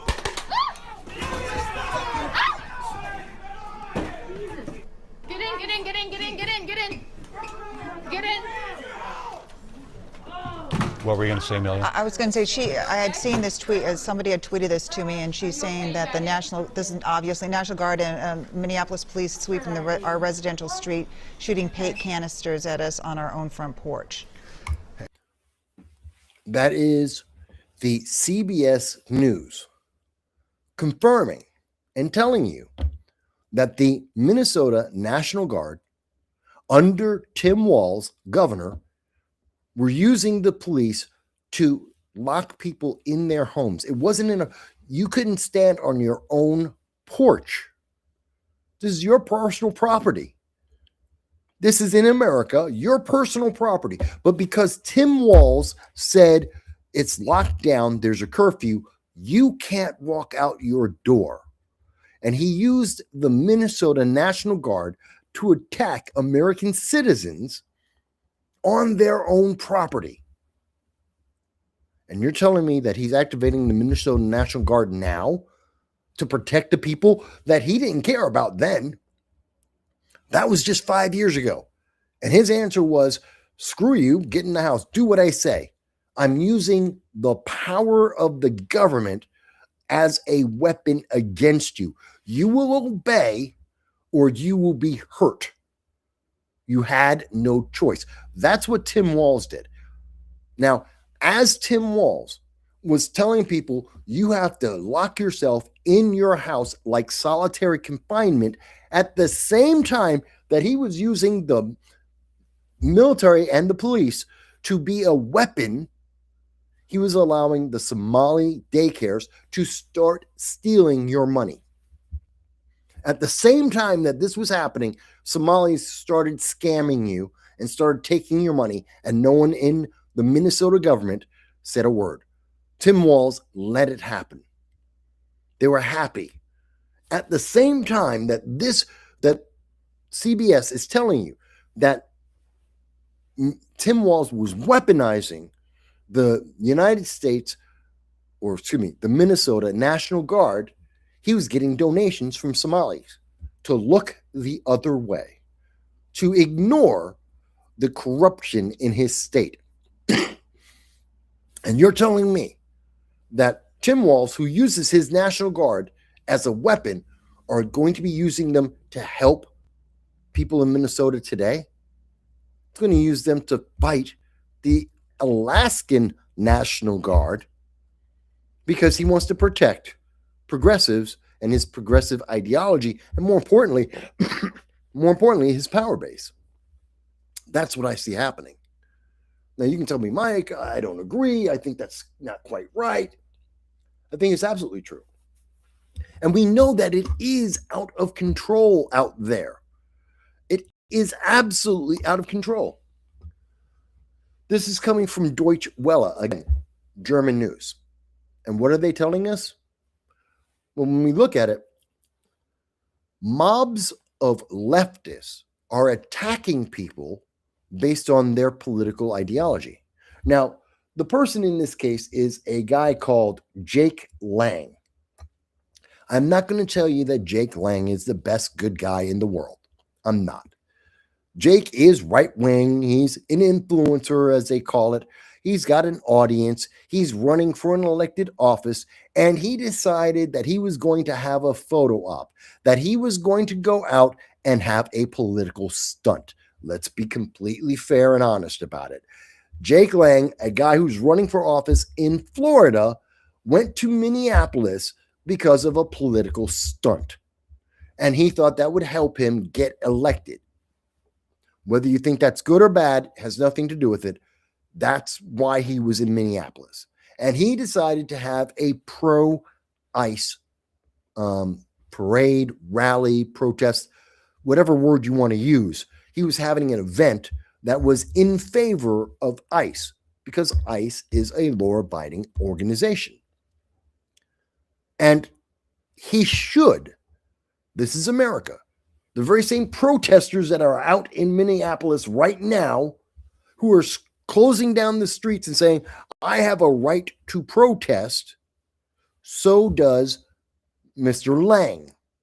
Whether you like it or not is immaterial to anything. Whether you think he's right or wrong, whether you think it's just a political stunt or not, he has the same right that those leftist protesters have to be able to speak his mind.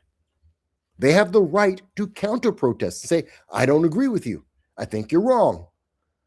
But they can't stop him.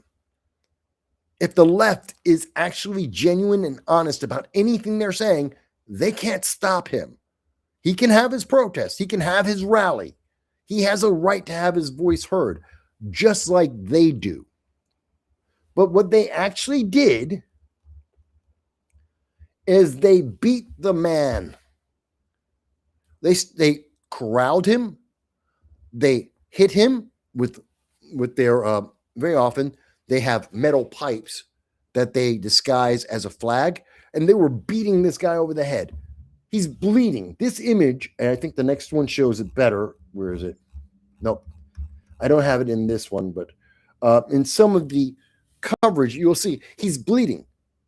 They tried to crack his head open. He's bleeding from his skull because they kept beating him.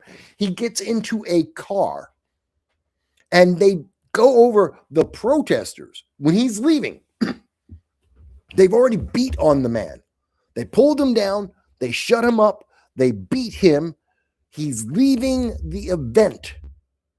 They chase him. The same leftists chase him down, go to his car, do not let him leave. They do not let him leave. They open the door by force. They kick him in the car. The man's already in. Jake Lang is in the car. He has stopped speaking. He is trying to leave. They are holding the car door open, and they are kicking him and beating him, punching into the car as he's trying to escape. And they do that for about 5 minutes before they are able to drive the car out of the event and let him get away. That is outrageous. That is a city, that is a area that is out of control. The police didn't stop it.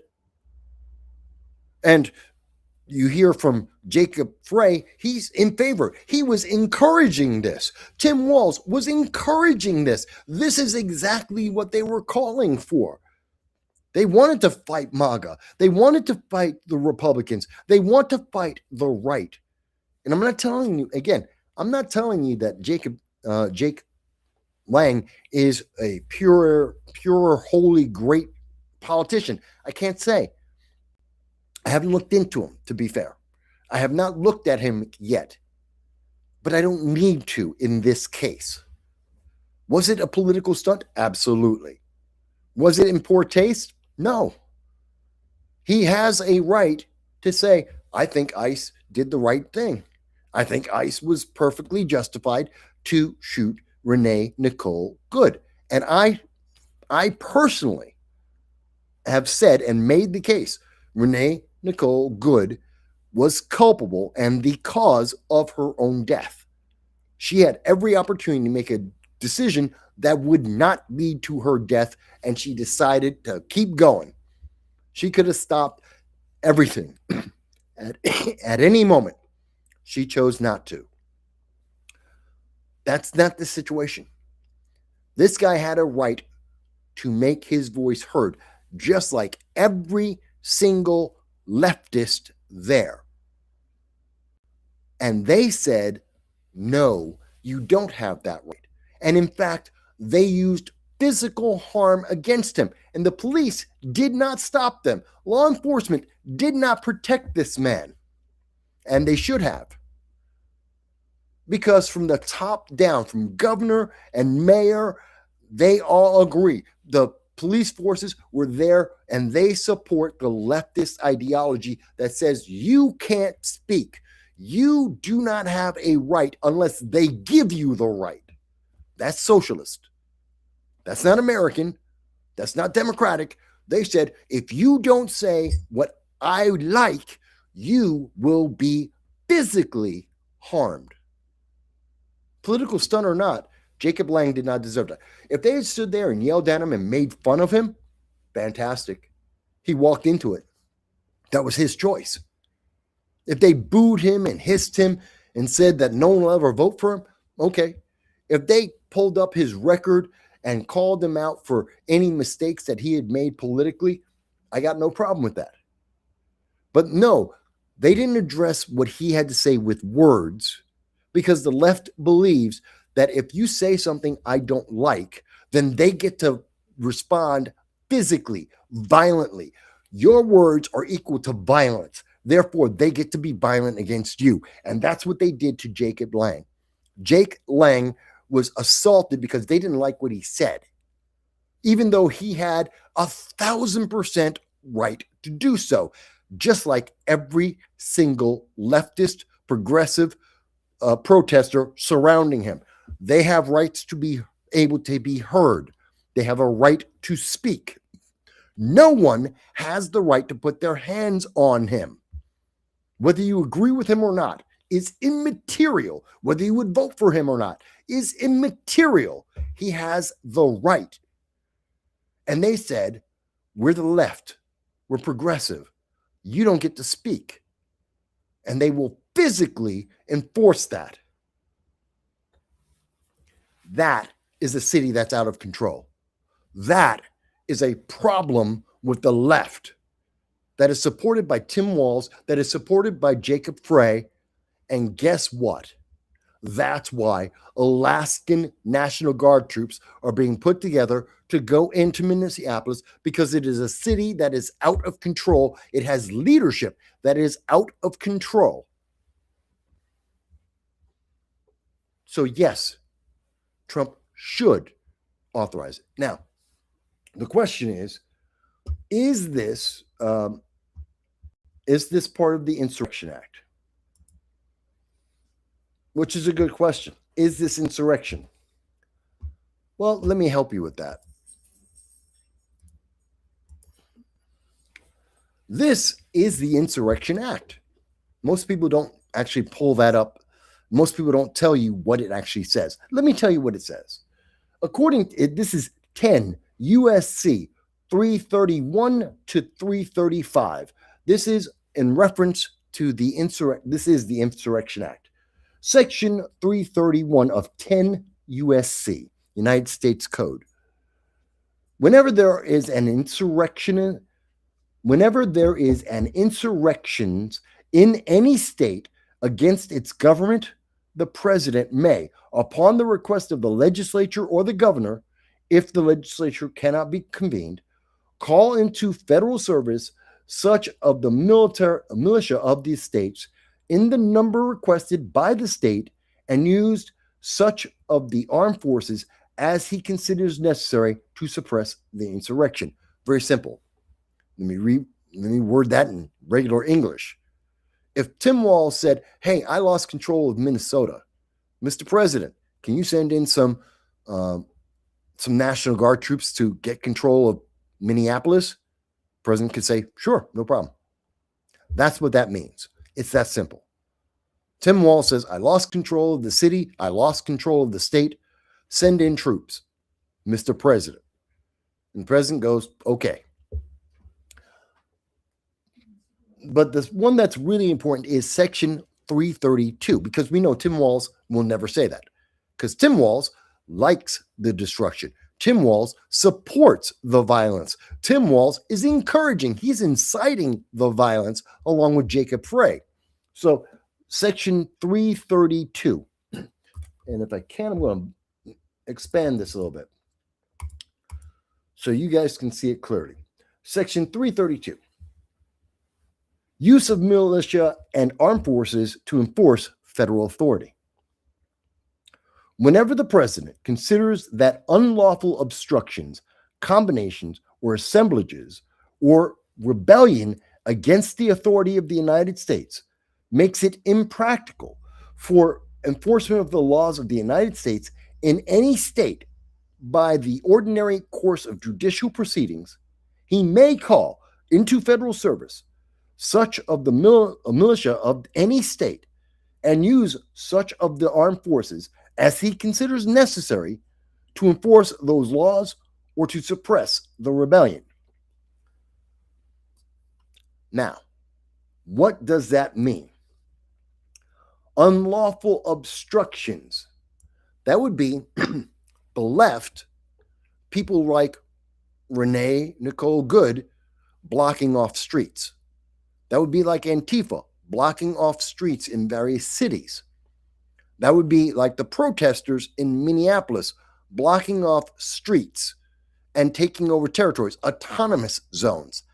That's an unlawful obstruction. Every single autonomous zone in the country is always insurrectionist by definition. He goes on to, or by rebellion against the authority of the United States. ICE is a lawful part of the department, a lawful part of the executive branch. ICE answers to the President of the United States directly, not the Congress, not the judiciary. They are part of and respond to the executive branch of the United States. That's federal law enforcement.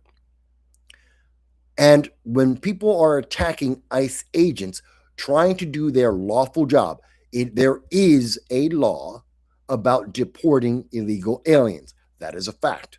It is the job of the executive branch to enforce the laws of the United States. Whether you like that law or not is immaterial. That has nothing to do with it.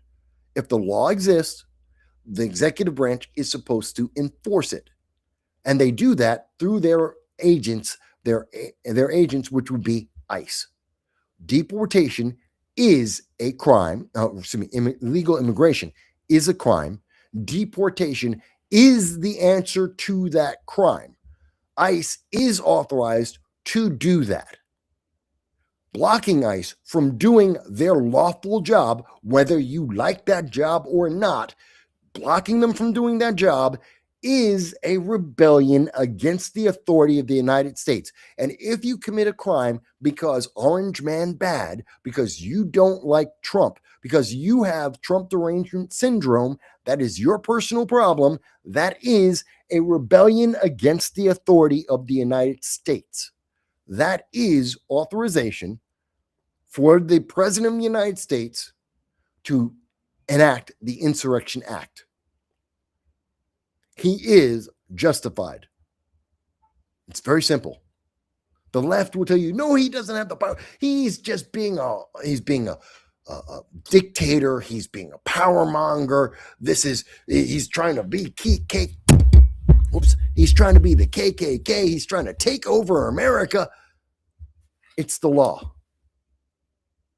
And the law applies. As I've just made clear, it applies. But Tim Walz didn't ask him to be there. They're not. These two things, USC 331 and 332, are exclusive.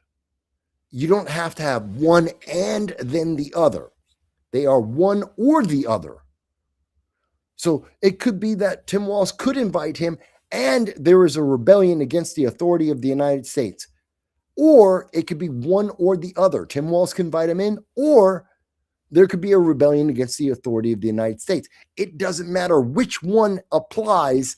The president has the right to send in National Guard troops into Minneapolis. Yes, he does. Anyone on the left who tells you, no, that's not true, they're lying to you. They have a political agenda. They've lied to you. Because the president does have the right to do that. And that does apply to what's happening right now. Anyone who tells you otherwise is lying to your face because they have a political agenda. Either they're stupid, they don't know the law, or that they have a political agenda. That's it. Okay. Now, you guys may have heard. I know. Phil, I love it. Phil goes, I hadn't seen that video. Yeah, that's from 2020. The left doesn't like to show you that. That didn't make national news, but it happened. That's Tim Walz being the nice, kind guy. That's what happens when you get the warm fuzzies from, well, at least I don't know about warm fuzzies, but that's what happens when the left has the power. All right. So we've been talking about 2 hours. We've covered a couple of different stories. I'm going to walk my dog. Now, for those who are new to the channel, who don't see it all the time, normally we take about 45 minutes at this point. So I can walk my dog is 45 years. My dog is 14 years old. And I love him dearly. My dog's name is Khan. Yes, Genghis Khan Vasquez. That is my dog. I love my dog. He's 14, almost 15 years old now. So I'm going to take him out for a walk because he needs it. That means you get to have a chance to have a cigarette, get something to drink, stretch your legs, talk to your wife, curse me out, send me all kinds of hate mail, call your friends and tell them they got to come on to this channel and just fill up the chat with hate. You know, you're old, you're ugly, you're mean, you're a Republican. How dare you? You can do all that. But whatever it is you're going to do, we're going to take a break. And in about 45 minutes, so that would be about 5:15, we will be back. And in the meantime, while we're taking that little break, I'm going to play, because we always like to give you something to hear. I don't like to leave an empty, dead air. So what I'm going to do is I'm going to play, this is an interview that I had back in 2018. We're going back in time today. This is, and some people have heard me talk about my good friend, Larry Sharpe. And Larry Sharpe, who I've known for over 10 years now, Larry was running for governor of New York. He's running again in 2026, and I have already endorsed him. I do support him. But in 2018, I really didn't know Larry Sharpe.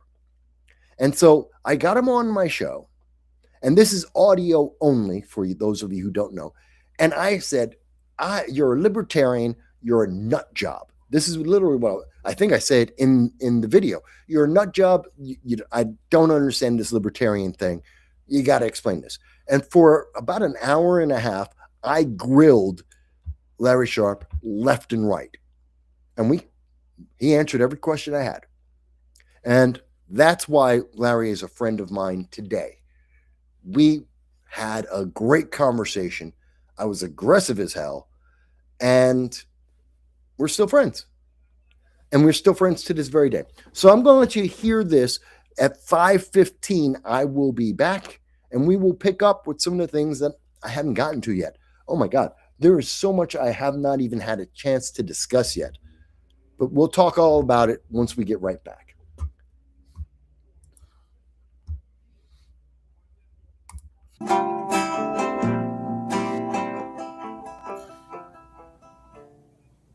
Hello, everybody, and thank you for joining us. That's right. This is another episode of your favorite program. This is the No Soundbites Allowed with your host, Michael Voss, the Dragon of the Southern Tier. And we have a great episode for everyone. This is a special edition of the program. And as you know, that means Newsflash. Newsflash.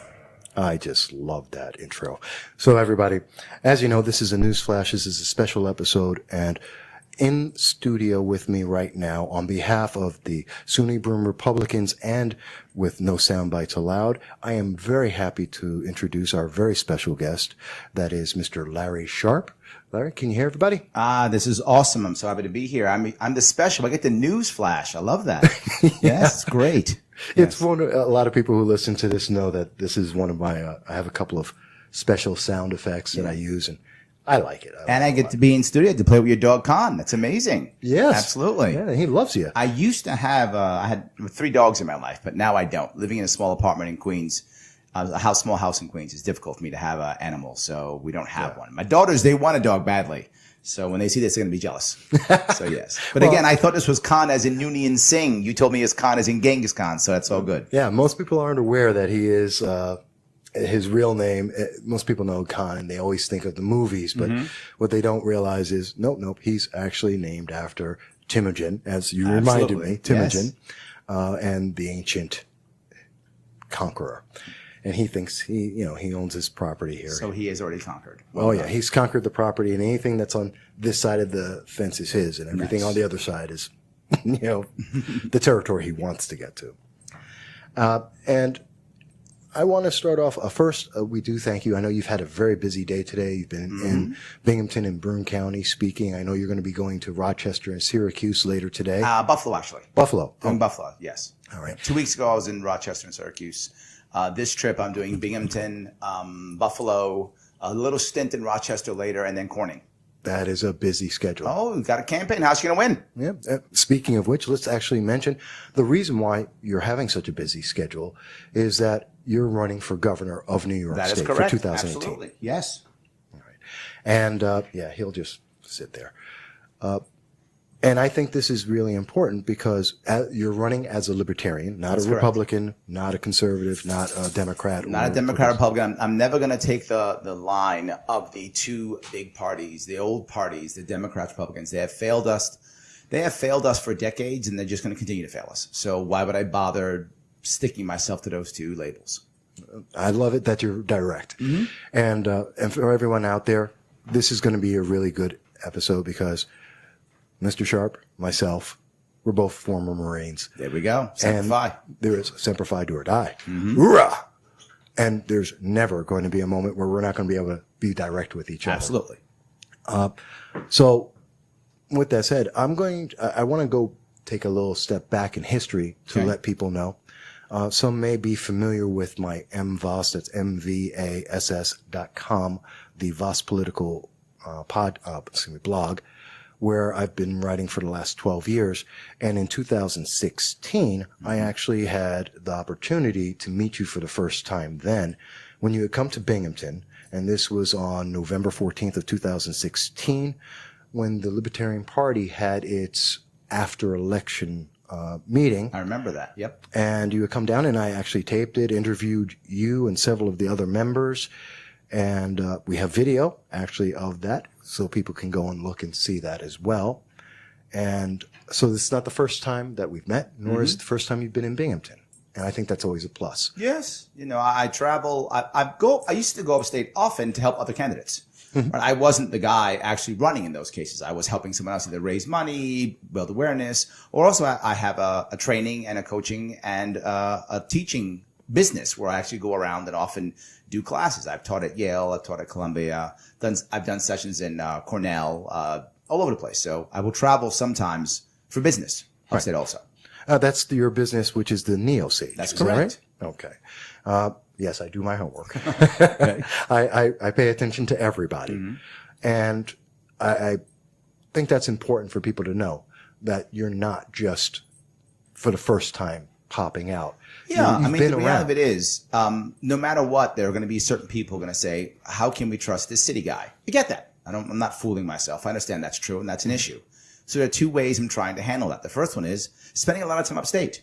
I'm never going to shake the fact that I'm a city boy. And I am that. And I'm not ashamed of that. I'm happy and proud of that. That's what I am. I don't have a problem with that at all. I am. With that in mind, doesn't mean that I can't understand upstate better. Of course I can. And on top of that, I'll be looking to other people within my campaign, within my cabinet, to help me to make sure that I'm doing the right things for Western New York and Central New York and upstate New York. Of course I am. But there's a third piece. My concept is a new concept. I'm a libertarian, which means I'm not about the guy in Albany knows everything. I'm the opposite. I think the local people know it. So what am I trying to do?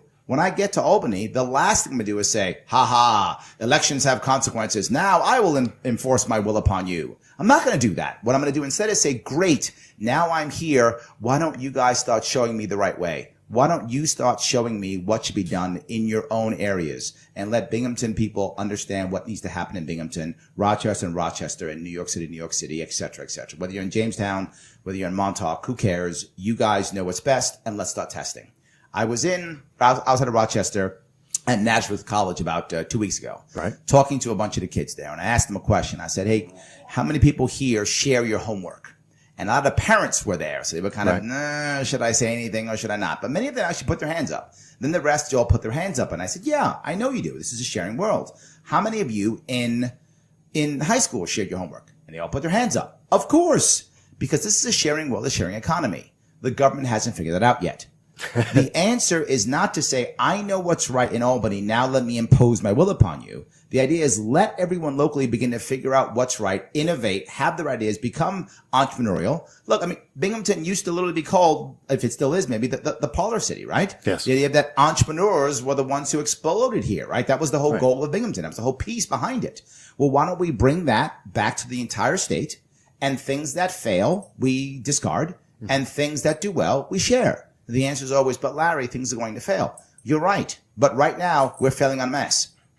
So why don't I instead allow some local places to fail versus everything failing, and then we help them and show them the right way.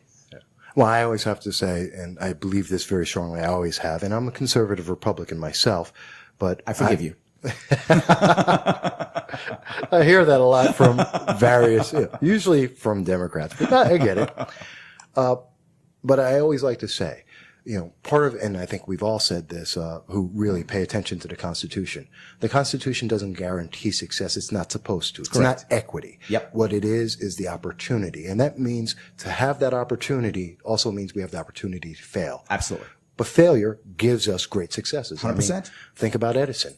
1,001 ways to make he found 1,000 ways not to make a light bulb. Yep. And one that actually worked. Well, this is the issue. Like I've actually in many cases stopped watching the old biography movies. Yeah. Because they're the same movie, right? It's some guy or gal tries to do something great, falls in their face, but guess what? Gets back up. Right. And when they get back up, boom, all of a sudden now they become great.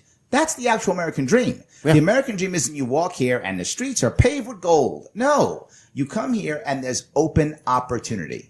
Again, I've used this often too. If I had to talk to every one of your audience members now and I said, what's the one thing that I could give you? And by the way, I got this from Aaron Comey from New York City. He gave me this and I now steal it all the time from him. What's the one thing that I could give you, everyone in this audience, that will make you happy right now and happy 10 years from now?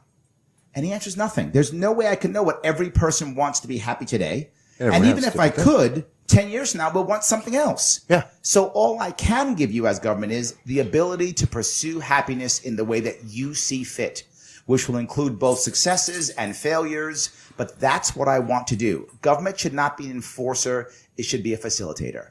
And to your point of being conservative Republican, that's wonderful. Why is it wonderful? Because being a libertarian, I'm not going to judge whether you should be conservative or liberal. I'm just going to make sure that I'm not one who imposes my will upon you. And you are free to be as conservative as you want to be or as liberal as you want to be, as long as it is voluntary and no one's forcing it on you. Absolutely. Well, it's one of the principles that I have always gone by on this program and in every interview. I want to make sure every voice is heard. Yes. Because without that, we can't elect the best people. Absolutely. We can't move forward issues that are important to people unless we get to hear those voices, hear the reason why they're good, they're bad. And I think a lot of, in my experience, a lot of progressives, individuals, groups like Citizen Action, that I've experienced try and say, no, you have to hear our one view. We have the only view. And anything else is wrong. And I cannot stand that, and I oppose that. And for everybody else, I think let's talk about it. Let's see where we either have a middle ground, or maybe you have a better idea than I do, or maybe I have a better one, but we'll never know. Maybe your way's right for you and my way's right for me. Exactly. And maybe his way's right for him and her way's right for her. Right. Maybe there is no right way. Maybe it's just what's right for the individual. Okay. If it makes you feel good to be liberal or you feel good to be conservative, I don't have a problem with that. I have a problem with you saying, no, you must be my form of conservative. You must be my form of liberal. That's my problem. So I completely get you. The problem we're having now is politics, Democrat and Republican, the old party politics has become tribal. True. It's become the point to where it doesn't actually matter if you're right or wrong. It matters that I win. And that's all because you're evil. You're the evil tribe if you're not who I am. If I'm a Republican, you're a Democrat. Democrats are evil. It doesn't matter. I must beat them. So it comes to a point where, okay, I know my guy killed one person, but that guy killed 3. So vote for my guy. How about I vote for someone who's killed nobody? Good point. But we don't have that option anymore because we're so concerned. The old parties have sacrificed values for victory.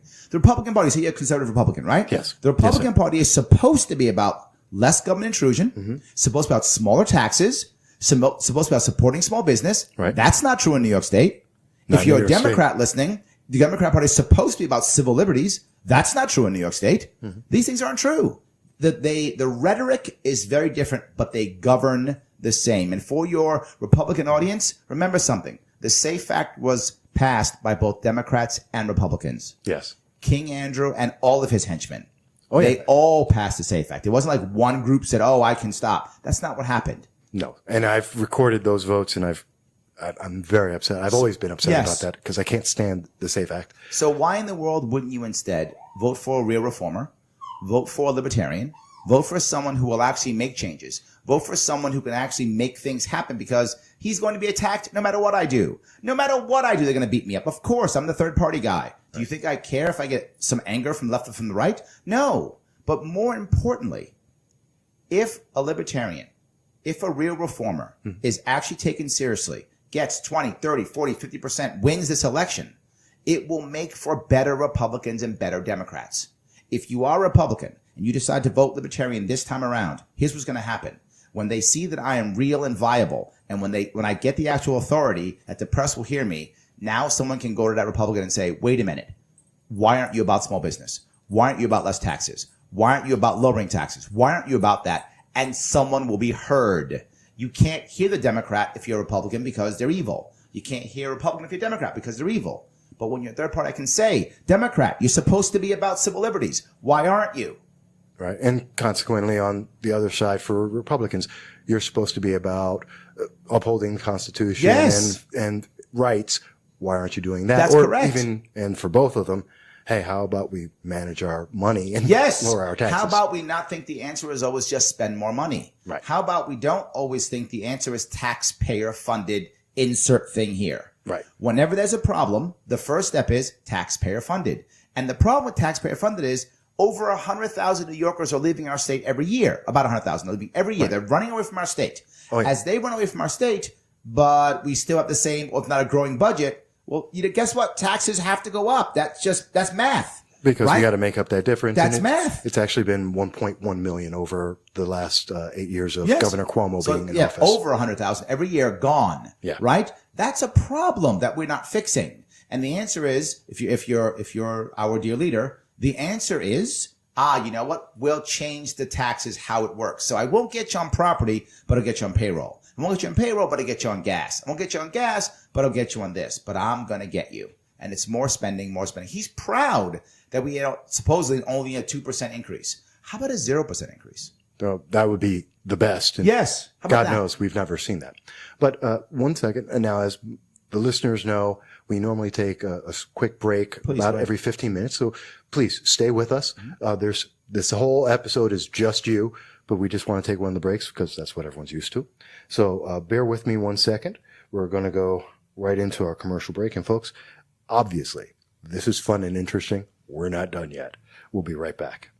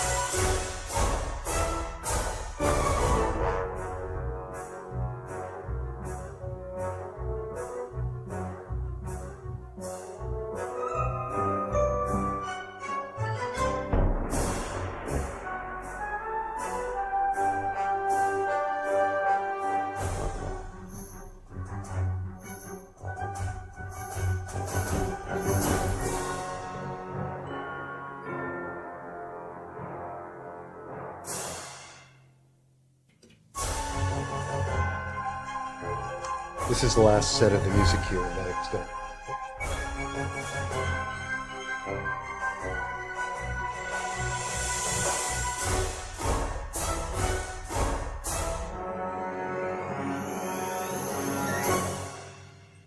Hello, everybody, and thank you for joining us back at No Soundbites Allowed, also being presented by the Sunni Broom Republicans.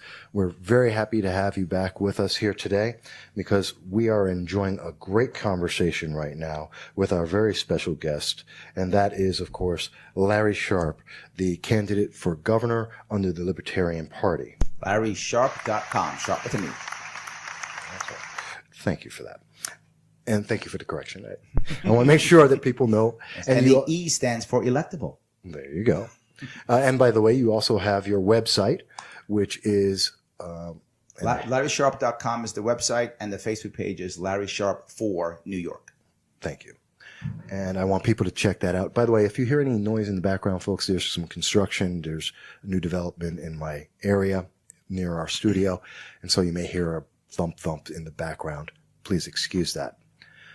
Now, in the first segment here, we were just talking about some of your ideals, some of the differences between libertarians and Republicans, and what people may not know about in general. Sure. But I want to get a little more specific here and talk more about the Libertarian Party first, and then you as well.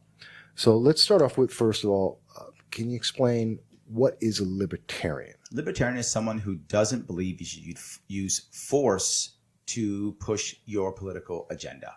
That's really what it is in a nutshell, right? And remember something, that at the end of every law, no matter what that law is, there's a couple of minor exceptions, is a guy or a gal with a gun who's going to put you in a cage.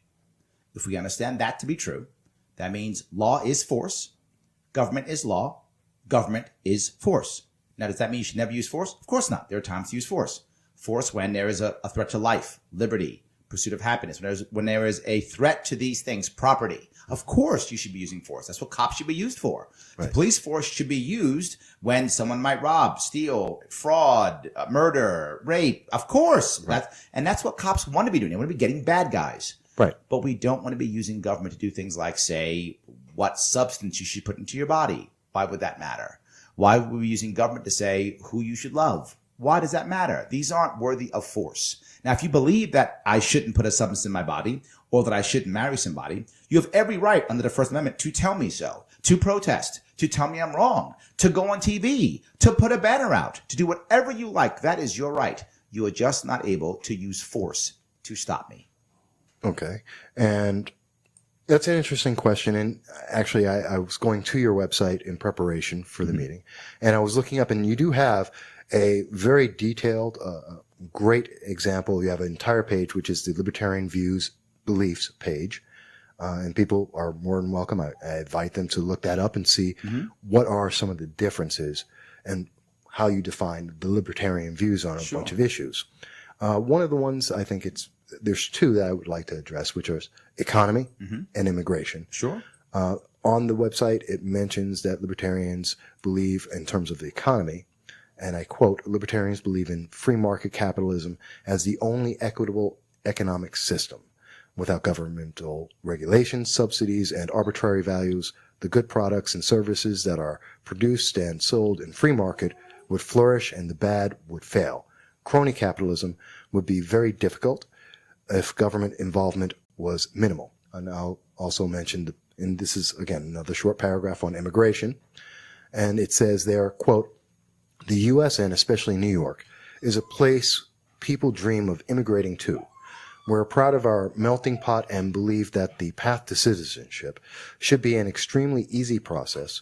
Any peaceful person who wants to become a citizen should have that right, regardless of which country they come from, which language they speak, or which religion they practice. So, Which one first? well, that's up to you, but and these are probably two of the most looked at issues right now, especially going into 2018. No, SAFE-Act's pretty big. That's going to be its own thing. Yes, SAFE-Act's pretty big. I will. Yes. I'm a massive Second Amendment proponent, so I definitely want to address that. But just as an overview for people, since that's two big issues that a lot of people are talking about. Which one right first? now. I'm happy to cover either one. You go ahead. Your choice. All right, I'll go in the order you went. The economy. Okay. Yes, absolutely. The goal is the least regulation required. Now, the problem is most people think, you mean you want to have the wild, wild west. No, there's nothing wrong with government trying to stop people from defrauding you. Fraud is a bad idea. Fraud is wrong, right? Transparency is critical. It's not that I don't want the government to stop bad deals. Of course I do. But even with all our regulation, we still had Trump University. We still had that. There will be fraudulent issues that will pop up no matter what. My point is, if we're relying only on the government to do that and no one else, then it's always the government's fault. And if you can scam the government, then you're fine.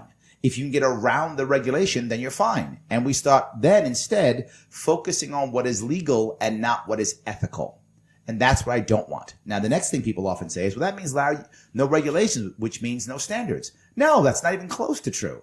What I actually want is I want better standards. I want competing standards. Regulations means there are teeth involved, which means if you don't do what I say, government punishes you. I would like standards that says if you don't follow these standards, the consumer will punish you. Okay. I still want you to be punished by not following standards. An example I give, since I live in New York City, I have a lot of Jewish people who live in New York City. Many of my friends are Jewish. Right. If you happen to be Jewish and you care about kosher food, there's a circle U on many food items. And that circle U stands for the Orthodox Union. Right. That basically says this is stamped by them as kosher. Right? Now, some people care about that, so they look for that. Some people don't. They don't look for that. But that's a standard. There's no regulation on that. That's trusted in the market. There are also other companies do that also, and people look for the one they care about. If all of a sudden next, 6 months we say, we're not going to have an FDA, what would happen? I'm not saying we should do that. I'm saying, let's say that happens. Right? We're not going to have an FDA. What would happen? All of a sudden, people will create their own standards. How do I know this? It's happening now in health food stores. True. Health food stores in this world right now, to this day, in this town and all towns of the country, most of their products are not FDA approved. That's true. And where are all the deaths from FDA products, from non-FDA products? They don't exist. It's a fantasy. The standards created by the actual consumers, the people who want to buy those natural products, those standards are actually better than FDA standards. How do I know that? No products have killed more people than FDA approved products. And not just that, 80% of all right now drug addicts started on an FDA-approved opioid. That's true. So FDA has done far more damage than any health food store could ever imagine to do. So I do want standards. Of course I do. I don't even mind if the FDA still exists, but let the FDA exist as one standard. The FDA shouldn't have teeth and be able to punish. The FDA should say, here are the standards the government says so. Do you want those standards? Follow these rules. You get FDA stamp. You don't want it? Good luck. Okay. And what would happen is what happened in the health food stores. Other organizations would have competing standards. The problem with government standards is they only get changed when government bureaucrats decide to change them. True. The good thing about actual standards in the marketplace is consumers will change them as required. You will actually get safer standards, more up-to-date standards, and competing standards. Again, my example is the health food stores. It's already happening. So the free market, the consumer-driven market, is far more important, far more powerful, and safer than an FDA-approved market. Okay. And let me make sure that I understand, because in listening to that, I understand it as you're looking at governmental regulatory bodies being more as watchdogs. Yes. Almost like judicial watch on them. Absolutely. Or the press is supposed to be. Yeah, supposed to be. Should be, in theory. Yeah, yes. But the idea is that you're describing is they are the governmental watchdog for the public, saying these are standards we've come to understand, or we as a nation accept, and these are products that maybe they have a website or Whatever. whatever, Yes, or stamp. or stamp, and say, Yes. okay, this has met the standard as we understand it right now, and you have the option. You can go with that product, or That's you can correct. go with some and other some product. people will trust the government and will care about the FDA, and they will buy only FDA-approved products. And good for them. And some people won't. How do I know that? Again, health food stores. Some people only buy their vitamins at a health food store, non-FDA approved. Some people will only get FDA approved products. Neither is the wrong answer. They're both fine. Again, as my point I said earlier, I'm not here to tell you what's right or wrong. I'm here to allow you to find your happiness in the way you want to find it. And if that means getting something that I might think is weird and doesn't work, it's not my body, not my business. It's your body. It's your business. It's okay. However, one big caveat. Yes. Again, government, if there is fraud, if they are lying, if the product doesn't do what it says, or the product doesn't have what it has in it, that is fraud, and government should step in and punish that company and those owners. And that goes Absolutely. back to the enforcement. That's correct. That we're talking about. They Okay. should enforce it when someone is non-transparent or lying or fraudulent. Of course, that's still a crime. Okay. But in that case, there's a victim. Okay. So when there's at that point, it goes from the watchdog to the enforcement. Absolutely. And that's based on that very clear line being crossed. Absolutely. Okay. And I just want to make sure that people are clear in understanding this. So I thank you for clarifying that. And let's take the issue of immigration in the same way. We actually don't have an immigration problem or I illegal agree. immigration problem. What we actually have is an illegal immigration symptom. Symptom. We have a symptom. Illegal immigration in itself is not a problem. It is a symptom of two problems. One, the welfare state, and two, a labor shortage. That's our issues. If we fix the labor issue and fix the welfare state, the immigration symptom goes away. Well, That's our issue. Let me ask you, because I'm familiar, and let me actually bring my understanding here and make sure that we're both on the same page or going to the same direction anyway, is that for the welfare state, when I hear that, and I believe I've mentioned it and others have, what we're talking about there is many illegal immigrants come into the nation, they get onto the welfare system, Correct. a system that is built, whether you're a citizen or not, Yep. to keep you downtrodden. I mean, That's it's almost correct. impossible to get off the welfare system. It's built to say you have to be either because you have to go to this class, that class, this program, this paperwork, and it keeps you in a cycle 100%. of staying in that system. And I believe that some organizations, some political groups want even more people on Without there. question, that's true. Because if the government's giving you something, Yes. well, you're going to say, I want more, and it's harder for you to say or live It's without also the government. harder for you to vote against your best interests. Exactly. It's hard to vote against your employer. Right. That's what you're doing, right? You're voting against your employer. Tough to vote. I mean, some people will do it, but you're asking a lot to get someone to vote against the hand that feeds them. Exactly. And the problem is this is the hand that feeds you and the hand that keeps you down. It's both. Right. And I understand that for the welfare. Yes. So we understand we're on the same page on what the welfare state is. Now, the second component, though, Yes. is labor. Yes. And I know a lot of people may look at that a little bit differently or may not understand that more clearly. So let's define, when you're saying the labor, what do you mean by It that? means getting our youth to fill the jobs they used to fill that they will no longer fill anymore. And this heavily is based upon our education system, Right. but also based upon our culture. Okay. Right? Our culture now says the only way to success is to go to college. Completely not true, demonstrably false, not even close to accurate, but still the culture that we have. If you don't go to college, you're stupid. Completely not true, demonstrably false, repeatably false, anecdotal and through statistics, guaranteed not true. Right. And we still believe that. That's step one. Second, we have most of our people now, most of our kids going through K through 12. Right. Why in the world are we doing that? Should be K through 10. 10. K through 10, that should be the end of high school. Now, either go to trade school or go to specialized school to get you into college. One of those two. Because Okay. right now, there's so many kids now, 16, 17, 18, the last 2 years of high school, they're smoking weed and playing video games. There's literally thousands of them doing this. We're losing all that initiative. We're losing all that energy. We're losing all of that. And now we expect some kid who's in the last 2 years taking gym and study hall, most of his last 2 classes, to all of a sudden be a good college student? And then we wonder why the average kid takes 6 years to finish college? Well, why? Not just that. This is already happening, by the way. Right. My daughter got into a school, Columbia, was finishing school in, Columbia Secondary School in Manhattan. Okay. And she's going to be basically finished her high school by the time she's 16. And she'll be taking college courses in 11th and 12th grade. And then here in upstate in Rochester, And at Syracuse, we already have CTE, which is kids at 16, 17 going off to basically a BOCES type environment, right? But the problem with that, which while that's awesome, the problem is it's looked down upon by our society. It's like, oh, they can't go to college. But here's the funny thing. The kid who goes to BOCES and becomes a plumber or a tradesman, he's going to make more money than a kid who had a master's degree and now is a barista in Starbucks. I know. And It happens all the time. Again, this is demonstrably the right answer, but our culture is broken. And we should be saying, I should be the guy, the marketer in chief of New York State saying, let kids start working at 16. Let that be the norm. Some kids should be going to finishing school to go off into college, and they should be studying AP chemistry and history and stuff. Of course they should be doing that kind of thing. Good luck, go.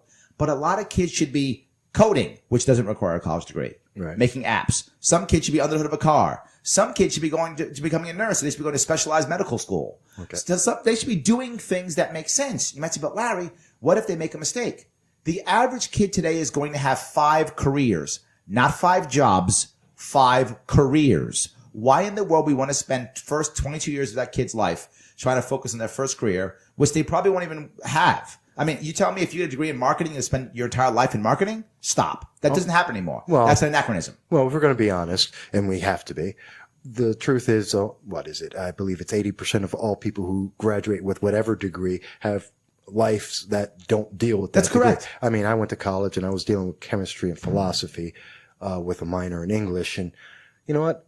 Other than the English part, I really don't deal with any of the rest of My that. degree's in anthropology. Okay. Come on. I'm with you. Yes. And that's so what I'm normal. saying is And this that's has to change. If we do that, we have labor laws from when there were factories. True. Why in the world would I care if a 16-year-old works 40 hours a week or not? I don't care. Good. I hope they do. Maybe what will happen is we'll start raising adults instead of raising kids. That's a big Maybe they'll issue. have to get out there. And guess what? They can work for a lower wage at 16, 17 because they're living at home. Okay. If they're working for a lower wage, they will take those jobs. When they're 16, 17, and we give them some energy, some purpose, some reason, some validity in life, they may jump on it and find something they like. They find something they like, they'll work hard. We won't need illegal immigrants. Okay. We won't require them. Have you seen the tradesman today? Well, find an American-born tradesman today. He's 35 years old or older. Way older. He's probably 50 or 60. Yes. And everyone else who works for him is illegal immigrant. That part I don't know. You see it but all the I time. do know that I do know that there is a defined and well recorded shortage of tradesmen, whether Absolutely. it's plumbers, carpenters, electricians. We are in a shortage of, especially machinists. Absolutely. We are absolutely in a deficit, and this is something that's becoming, well, I believe has already gone past the critical stage. But this is something that in 20 years, we are going to be desperate If for. we don't turn it in New York State now, more people are just going to leave. It's just going to happen. More and more people are going to leave. We have to begin to help our farmers so that we don't need so many migrant workers. We've got to be able to help our small business owners so that we don't have to need so many immigration workers. Look, I'm all for immigration. I think immigration's awesome. I love the idea of immigration. Let's have a very smart legal immigration process and get rid of the welfare state and fix the labor problems. And we won't even care about immigration anymore. We'll be happy to have them because the difference is no one will think they took our job because we'll all have good jobs. We'll have good immigration. We'll have good jobs and we can have both. Okay.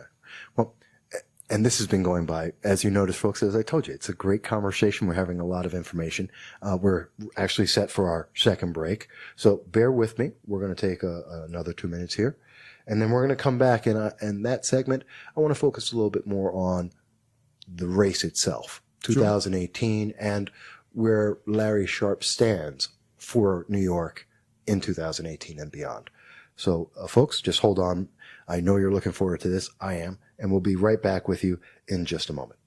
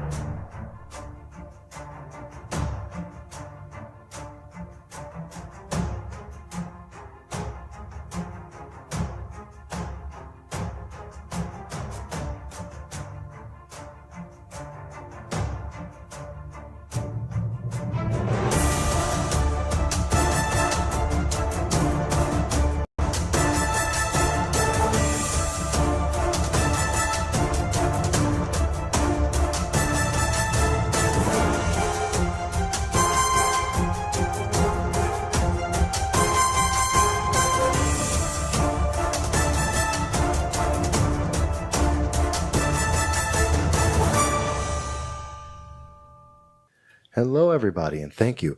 We're having a great conversation here with our very special guest, Larry Sharpe of the Libertarian Party, who is going to be running in 2018 for the governor of New York. And, you know, he makes a very compelling argument right now. If you're listening, I think you agree this man needs to be heard more and more. And voted for in November of 2018. Well, I never tell people who to vote for. I will. Vote for me in 2018. There you go. But I definitely am glad that we have the opportunity to get your voice out there, because that is the number one thing. And I think people are going to be very interested in hearing what you have to say. It's compelling. Speaking of being compelling, I want to go into more so some of the issues, some of the background about Larry Sharpe and the race for governor in 2018. As I had mentioned, we had spoken once before, and I had covered you in November of 2016, which is on my website, mvos.com.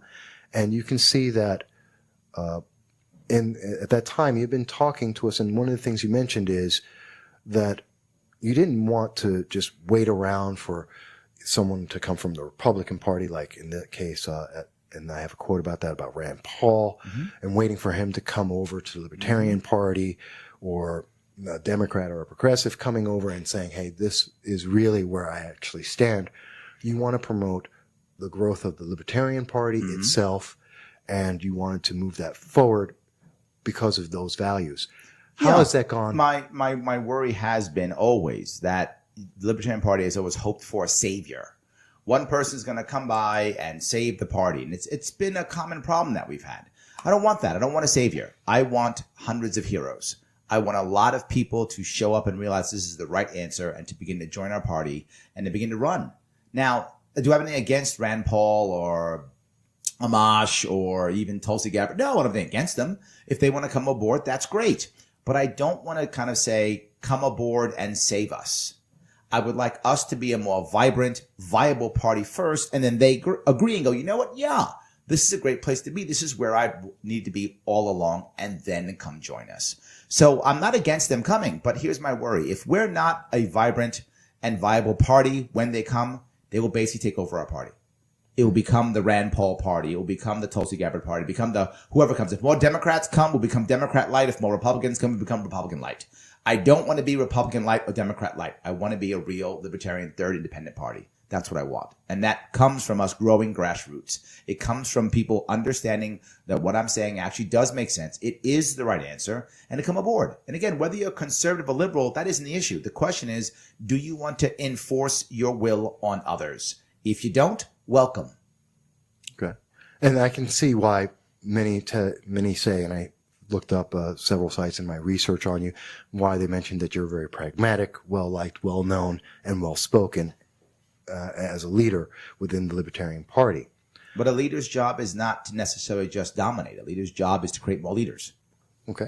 Right? So I'm trying my best. If you watched, you see I travel the country. Right. Trying to teach and train and coach and support other candidates. Right? Here in Binghamton, Sean Zemansky's running. Right? Right. Sean Zemansky's running here in Binghamton. So, hey, I want him to go. He was at my event last night. Yeah, he hasn't announced yet. Hear me speak. I apologize. I was going to try and make that event, by the way, for people who are not aware. You had an event on the 18th in Binghamton from 6 to 8 p.m. That's correct. To allow people to know more about you. Yeah. I happened to be out of state at the time, so I wasn't able to be there. And I know Sean has not, I don't believe he's officially announced I don't yet. care. Love him anyway. Okay. He's in my party. If he hasn't announced yet, he's going to announce. And he's another opportunity for you to vote here in Binghamton. There are libertarians throughout the state running. Right. This is something that is not unknown. I want people to know that there are many of them, and I'm going to have him, once he does make his official announcement, I will have him on as well. I've given this opportunity to people like Lily Tang and Rich. Yeah.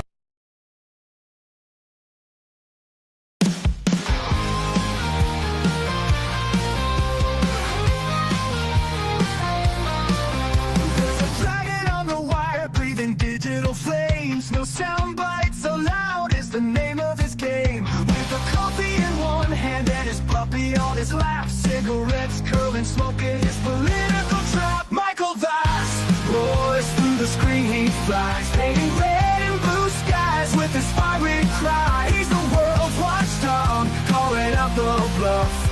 Right-wing swagger, but his heart tough.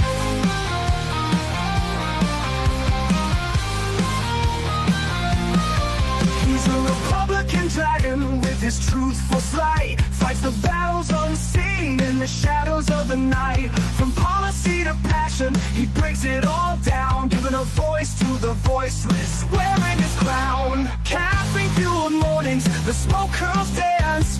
Love be at his feet, giving life one more chance. Through algorithms and bias, he cuts straight and clear.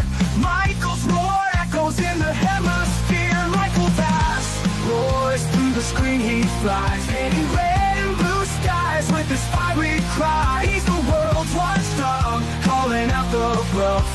Right-wing swagger, but his heart's pretty tough.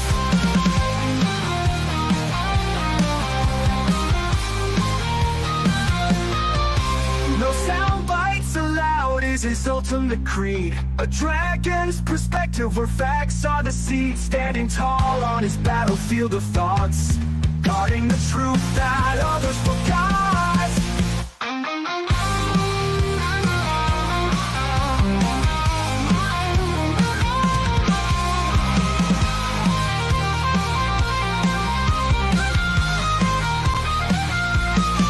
Michael Bass roars through the screen, he flies, painting red and blue skies with his fiery cry. He's the world's watchdog, calling out the bluff. Right-wing swagger, but his heart's pretty tough.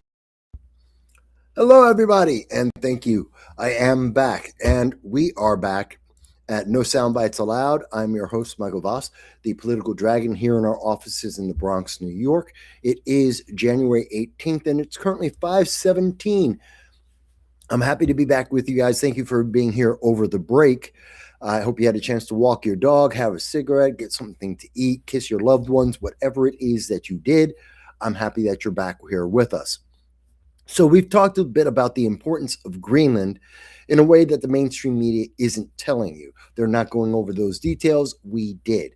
Talked a little bit about the breaking news about what's happening in Syria and with the Kurds, and we're still not sure how that's going to affect America, but it does affect our troops, and it could affect Middle East peace. Well, and we talked a little bit about that in the beginning of the show. We talked a bit about what happened in Minnesota and how the current, what it looks like is going to be a clash between leftist leadership of Tim Walz and the Minnesota National Guard against the federal forces of the Alaskan National Guard going into Minnesota to try and clean it up to make it better. Now, I know I mentioned that there's been a lot of people who've been saying things, not just Jacob Frey, the mayor of Minneapolis, not just Tim Walz, the governor of Minnesota, which is corrupt as hell. That state is corrupt as hell.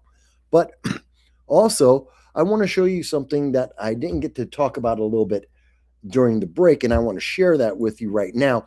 We are hearing this from a lot of people. Here's one of the heroes of the left. This has to be Michael Fanone. He's someone he was an officer. January 6th, he was injured by some violent individuals that day. That isn't the majority. There were 300,000 people on January 6th at the Capitol. And there were a handful, literally a handful of individuals that were violent. And one of those violent individuals encountered Mr. Fanone. But really, 300,000 people, there were literally a handful that were violent. The left has outsized it. But Michael Fanone was one of their big speaking points. He's a hero for the left in terms of January 6th. And this is what he has to say about what's happening in Minnesota in part. This woman is still going to be dead. And until the American people recognize what it is that they're up against, until our politicians that are still on the side of democracy, or at least purport to be, recognize what it is they're up against. I mean, you're not going to beat this lawless administration by playing by the rules every single time. I want to stop right there. So he says that the Trump administration is lawless. Well, I've shown you the laws, some of them already, that Donald Trump is following. Laws created by Democrats, voted on by Democrats that have been in effect under Obama, under Biden, under Clinton. These are not new laws, and they have been enforced under Democrats who created these laws. But he wants you to believe now, only now, when Trump is in charge, now they're illegal laws somehow. They're unconstitutional laws somehow. That Trump isn't following the laws, even though we can see, like in terms of the Insurrection Act, as I showed you, well, Donald Trump has the right and is doing it. You want to talk about things like, oh, let's see, Donald Trump is blocking refugees and illegal aliens from various countries. Well, Carter did that with the Iranians. Biden allowed, one of the things he allowed was to take in Afghans under the same power that Carter isolated and excluded a group of Iranians. And that same power allowed Donald Trump to bring in South Africans as refugees and to also block, 17 countries from being able to come into America. It's the exact same power, a power used by Democrats and Republicans and being used by Donald Trump. And guess what? It's the same law. It's the same Constitution. It's the same right. He doesn't like Donald Trump. He doesn't like Republican politics. And that's his problem. And that's a problem for a lot of the left. And listen to what he's saying here. We can't play by the rules. He wants violence. He wants an overthrow of the government. He wants to break the law. This is a former police officer. He's saying break the law. You just heard him in his own words. We can't play by the rules. We can't follow the rules. We have to break the law.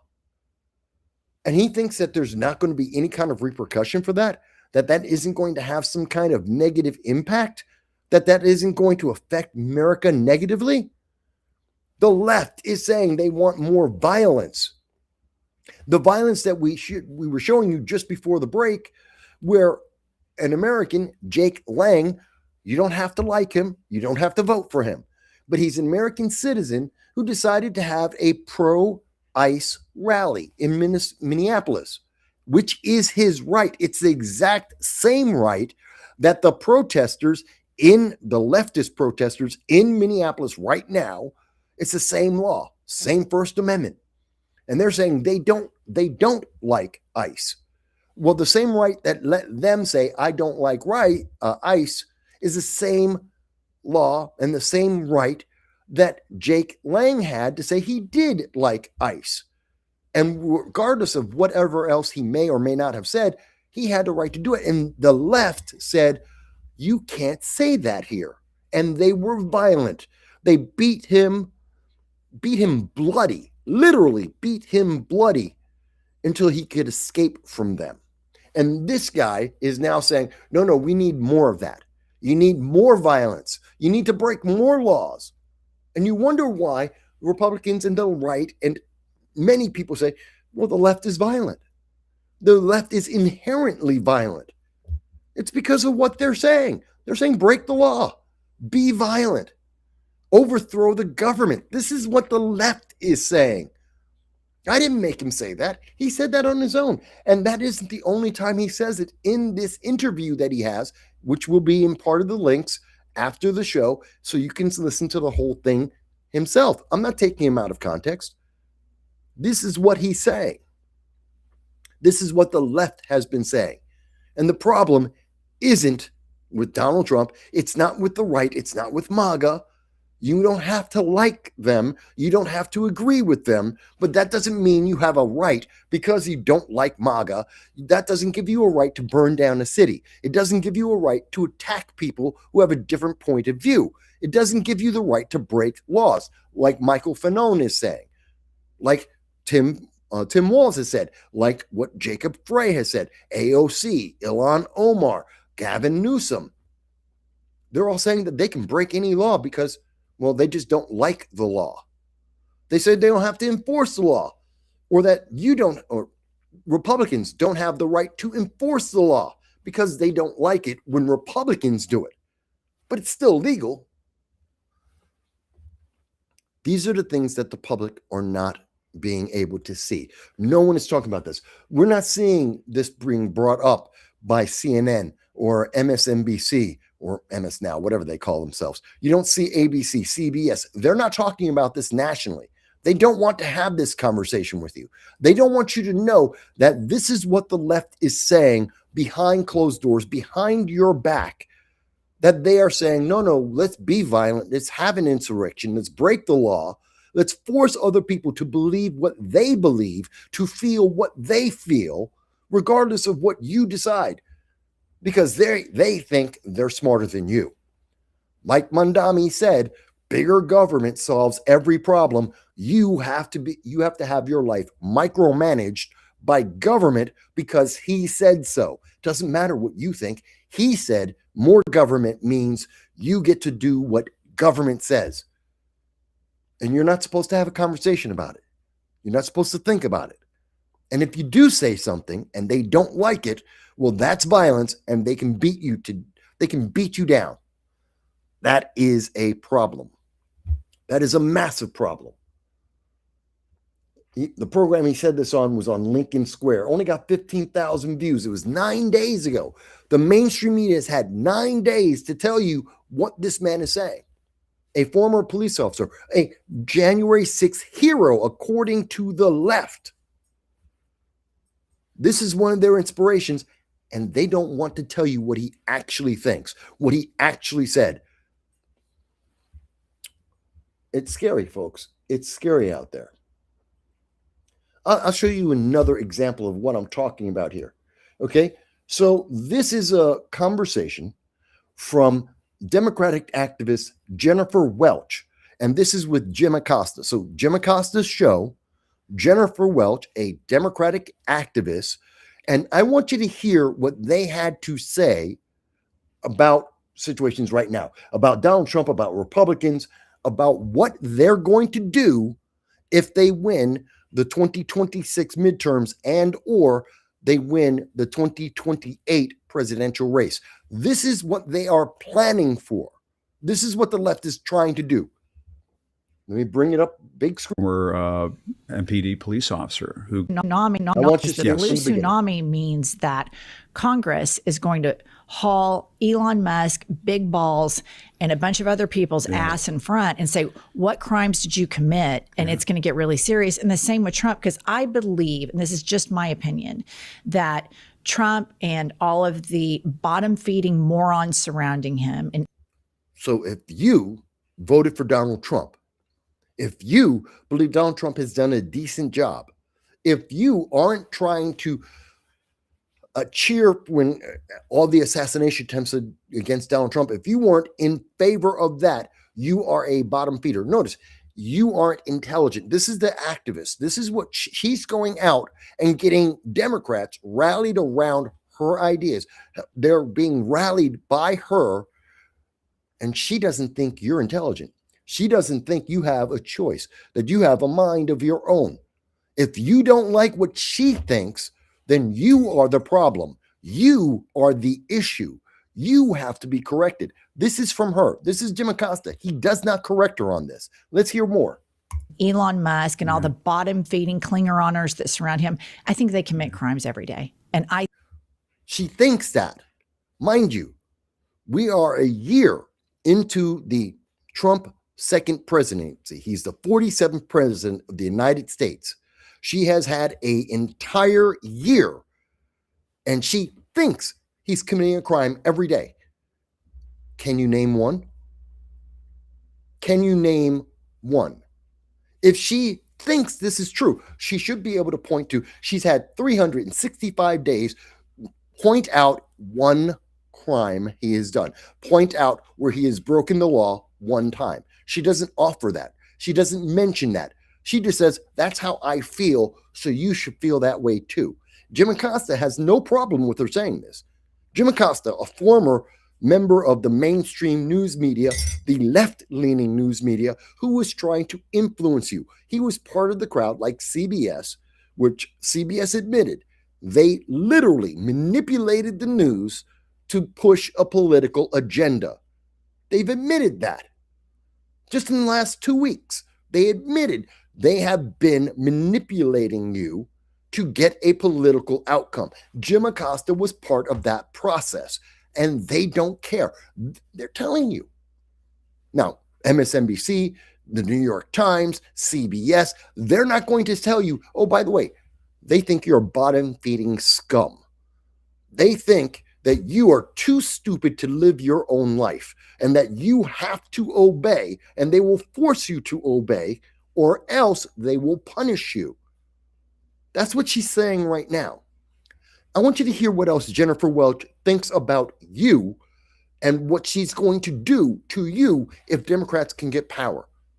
I think to reconcile all of this is going to take hardcore, not integrity Democrats. Fuck you, Democrats. Fuck you for fucking over our country. We are serious about this. We are prosecuting. We're going to uncover every document, every phone call, everything you did. We will be relentless about it. And that's the mindset they've got to have. So the mindset is we're going to railroad you.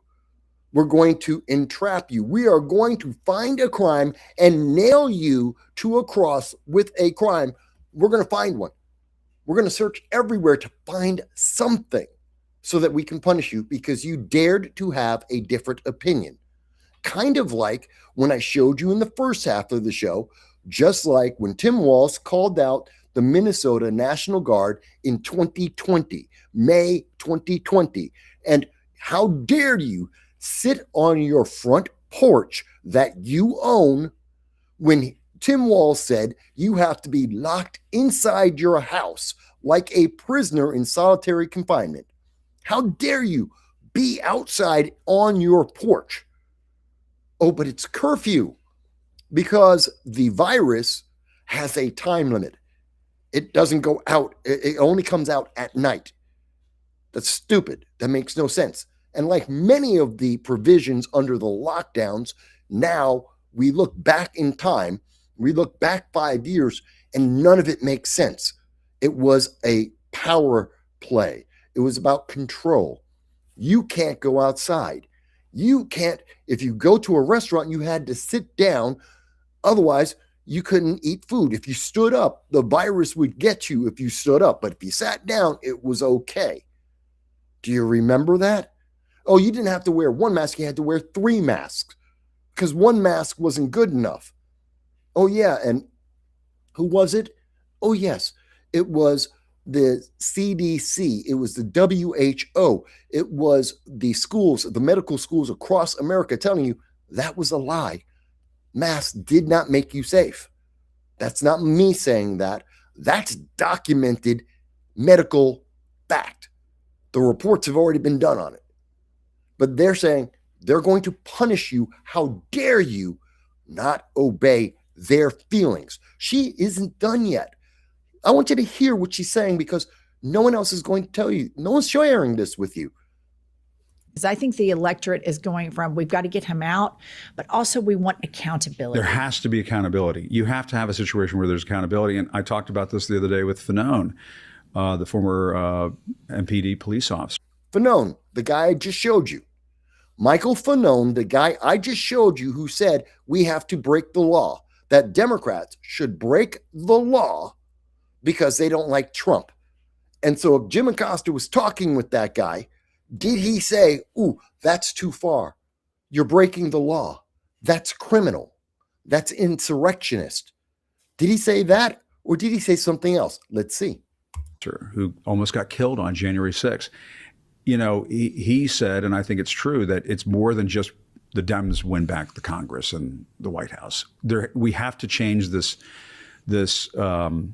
John Roberts Supreme Court decision that gave the President of the United States a blank check.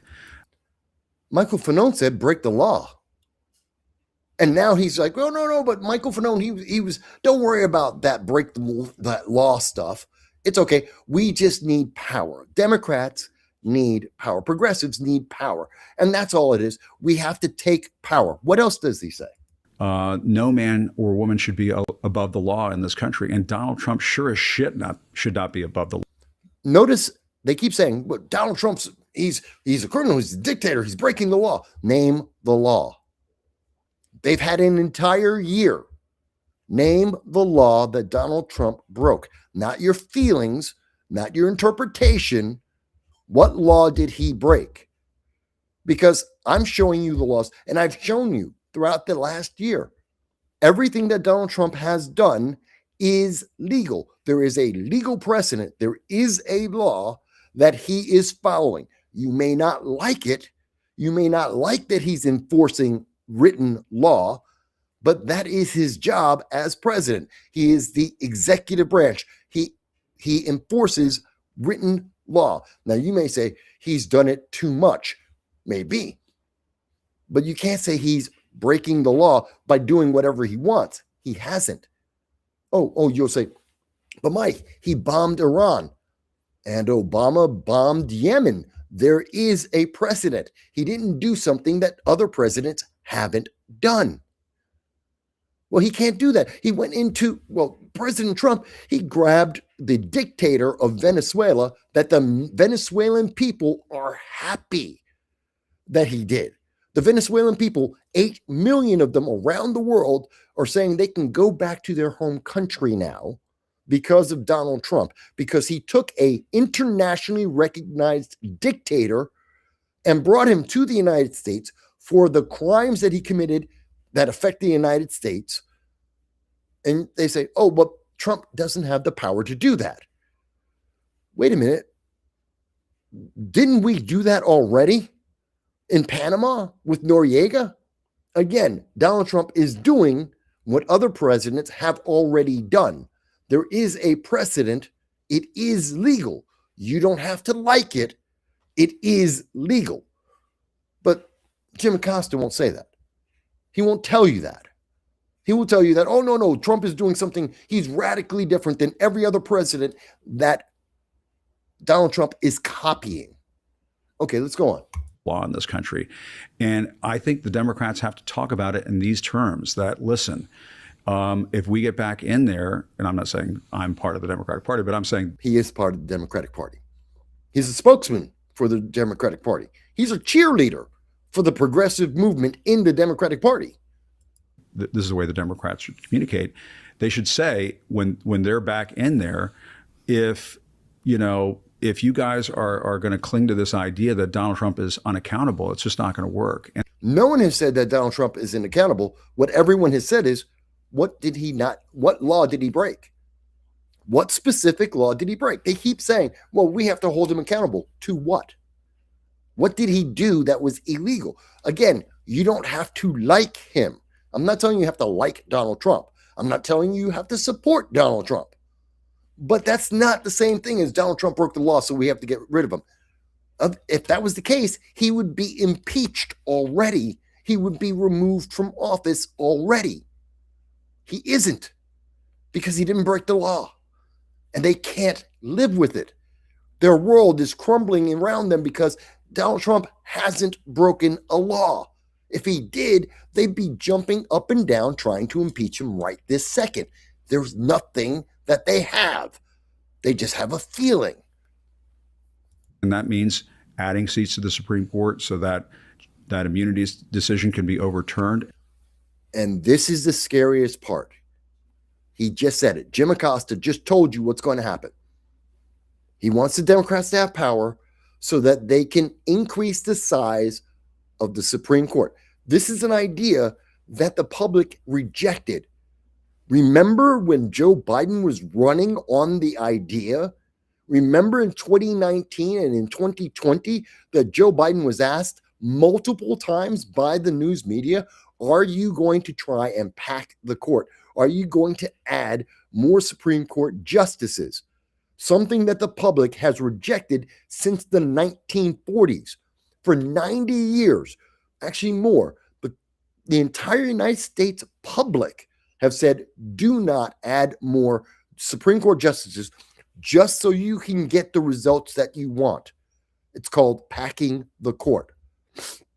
I covered this in my coverage of the 2020 election in depth. We have seen this. This has been polled. This has been surveyed. This has been mapped out by political strategists on the left and the right. The public do not want this.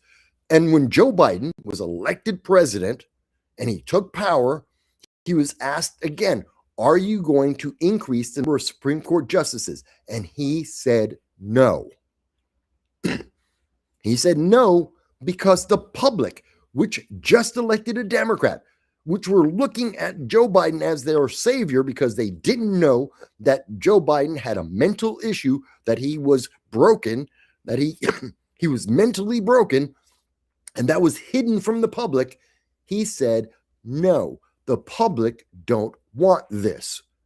And here is Jim Acosta saying, no, we're going to pack the court. If they get power, they're going to pack the court so they can punish the guy they don't like, even though they don't have a law that he broke.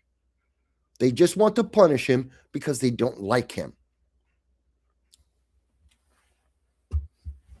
I didn't even say it. I just showed you Jim Acosta saying it. That's Jim Acosta's voice. That's him. This is not edited. This is his words on his program. He is telling you what is going to happen, what the Democrats are trying to do, whether it's the progressive wing, the socialist wing. This is what their leadership is looking to do. Why? Because they can't live without having power. They want more power in government. They want the House, they want the Senate, they want the presidency, and they want the Supreme Court. They want it all so they can do whatever they want. Ooh, let me see, 9 justices, and they can't win. Their arguments aren't good enough. Well, just add another 5 members to the Supreme Court until they can get what they want. They will just add more and more Supreme Court justices until they get the number they need to do what they want. That isn't about freedom. That isn't about justice. That's about power. That is authoritarian. And I keep hearing people say, well, Trump's being an authoritarian. Iran is an authoritarian. Iran, in the space of 3 days, killed what we believe is somewhere around 12,000 people. There are some reports as high as 20,000 people were killed in 3 days.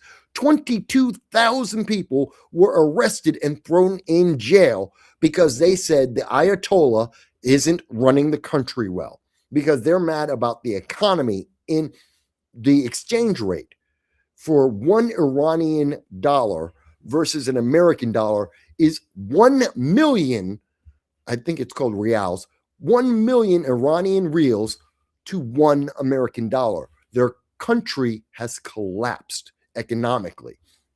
And the people facing massive, insane inflation, real inflation. We're not talking 3% inflation. We're not even talking about the 17.5% inflation under the Biden administration. We're talking about banana republic inflation. We're talking about 1,000% inflation, and the people were complaining about that. And the Ayatollah killed approximately, depending on which report you're looking at, somewhere around 15,000 Iranians and arrested 22,000 more. That is a dictatorship. And what these guys are talking about is creating a dictatorship. But the nightly news is going to say, no, but Mike, you don't understand. You're a Republican, so you don't get it. I get it. I understand his words. English is my first language.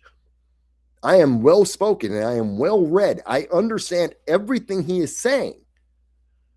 You're just trying to hide it from me. The news media don't want me to notice this. Why?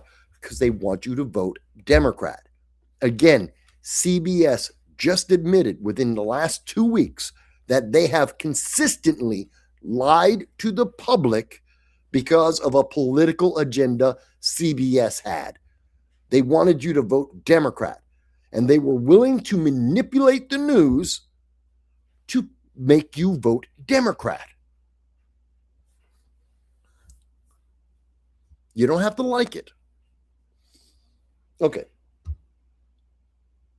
So I think we've covered that pretty well. Excuse me. By the way, folks, if you're wondering why I wasn't on my Wednesday show, I was at a program. I was taping a show with the radically conservative community TV program, which is on BronxNet Community TV. That'll be coming out in February, and it's called Radically Conservative. No, they're not radical conservatives, but that's the name of the show. And I was there with Stephanie Lijo, the host of the program. That was taping this Wednesday. I'll also be taping another show with them. That'll be coming out shortly. Again, it's called Radically Conservative. It's on YouTube. It's also on BronxNet Community TV. And in addition to that, I was going to come on Thursday and do a show. I wound up stabbing myself in the eye. I was cooking, have a cold, as you can hear. I coughed. I went to cover my mouth and stuck myself with the tip of the knife blade into my eye. That hurt. Don't do that. If you have a cold and you're cooking and you think you're going to cough, drop your knife. Don't keep the knife in your hand and then go to cover your mouth and stab yourself in the eye. It is not fun. Trust me. It hurt for 2 days. Could barely see through the eye and it hurt. But that's why I wasn't on the last couple of days. All right. Let me take a look at some of the comments here, because I do care about your comments, folks. And I see Alabama Barbie is with us. Thank you for being here and part of the show. Let's see. Oh, Chuck. On Mondays, I do a show with Chuck from Long Island. It's called The Opinion Guy with Charles Guara. And you see me simulcast it on Mondays at 7 p.m. And I'll be on there this Monday. I believe we have a show this Monday. Charles, if you're still listening to the show, let me know. Monday, we have a show, right? I think we do. And he's on I-95 driving back to Daytona Beach. He's in Florida listening to the program. We have people from around the world and around the country that watch this show. Over 100 countries, people watch this show in and across the United States, in red states and blue states, all across. Dow's with us. Dow is with us, and he says, these leftist activists are the useful idiots of which Stalin was so fond. Entitled, stupid, and manipulative. I agree. By the way, if you're on the left and you don't agree, tell me why. I'm happy to hear your voice. You're not shut out. I don't exclude people because of their political ideology. If you think I'm wrong, if you think a comment is wrong, tell me why. I'm happy to hear that. If you disagree with my conclusions that I am presenting to you, then tell me why. I'm sure the left can't argue about my sources. My sources are left-leaning. Over 90% of all the sources that I will ever present to you on this program come from the left itself. So I don't think it's the source. So you may not like the conclusion. Well, tell me why. Dow goes on to say, he liked them so well that when it came down to rewards, he's talking about Stalin, his followers with the power he promised them, he put them against the wall and popped. Well, it's true. When the communist movement took over in Soviet Russia and in China and in Cuba and in North Korea, when the socialists take over, the first people that they often remove, they unalive, are their own supporters. Because, and the reason for that is, since they were effective at changing the government, of galvanizing the public and getting them to make a change, to have a revolution, well, it's those same revolutionaries that are dangerous to the new government. So they have to get rid of them. Because if those new revolutionaries don't like what's happening, they can get more people together and change the government again. So that's why you always see, when you see a revolution, the very first people that those revolutionaries eliminate are their supporters every single time. The very same supporters they had are the first ones on the chopping block, not their opponents, their own supporters. That's who they get rid of first. Teachers, scientists, librarians, and any outspoken politicians, they get rid of them first.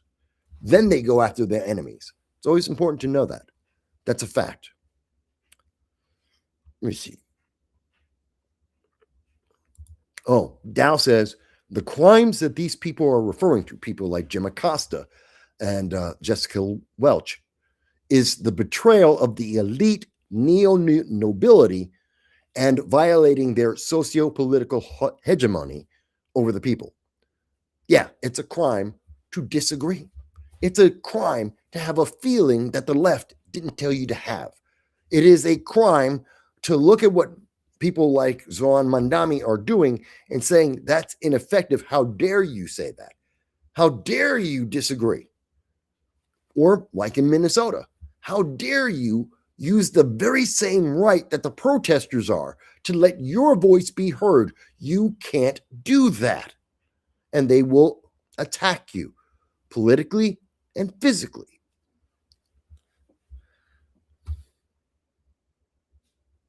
Who's this? Team 16-9 Mysterio. Playoff football, come and watch. Are you trying to take my audience away? I'm sorry, Mysterio. Are you what? You think that just saying there's football on, like my audience didn't know that already? Of course they knew that. And of course they could watch the football game. People can watch me afterwards. I don't mind. And many people do watch the show after they watch football. But what are you trying? Is that the way that you're trying to shut down my voice? Oh, people should go and watch football instead of learning how Iran and Greenland and how Tim Walz and the left, how they're affecting their life right this second. Okay. And that's the best argument you can make? Go watch football? Really? Okay. It's probably, yeah, it is. And I know Dow says, well, that was probably a bot. It is. It is. Let's see here. Chuck says, we do have a show on Monday. It is on Monday. It will be on 7. It will be simulcast on his program, The Opinion Guy, with Chuck Charles Guaria, and also on my program. You get to see it on both of them. 7 p.m. Yeah, I hurt myself, but I was cooking and I was dumb. Had a cold, like I still do, as you can hear in my voice. And cooking, and I decided I'm going to cough, have the knife in my hand, and go boop, boop. Lesson learned. Won't do that again, or at least won't do it for any time soon. It happens. It's not a big deal. Didn't go blind. Didn't cut my eye out. It's just one of those stupid things that we all do from time to time. All right. Believe it or not, I have a ton of stuff left to talk about. I've spent so much time talking about Iran, talking about Greenland, talking about Minnesota. I mean, that's all breaking news, and it all is very vital. It is important. But there were some other things I wanted to talk about. Now, when I'm talking about the left, and I was talking about the news media, and I kept mentioning CBS, it's because CBS, you may have heard about this, the White House, now this is from the Hollywood Reporter, but we've heard this from several news organizations already. The White House is threatening CBS. Oh my God, Trump is threatening CBS. He's going to sue them. He's manipulating the news media. He's trying to take control of the news media. How evil. CBS admitted that they manipulated Kamala Harris's interview. They lied. 60 Minutes lied to you. And they admitted it's true. They did 2 versions of the interview and they showed you the best version. They lied to you. That's manipulation.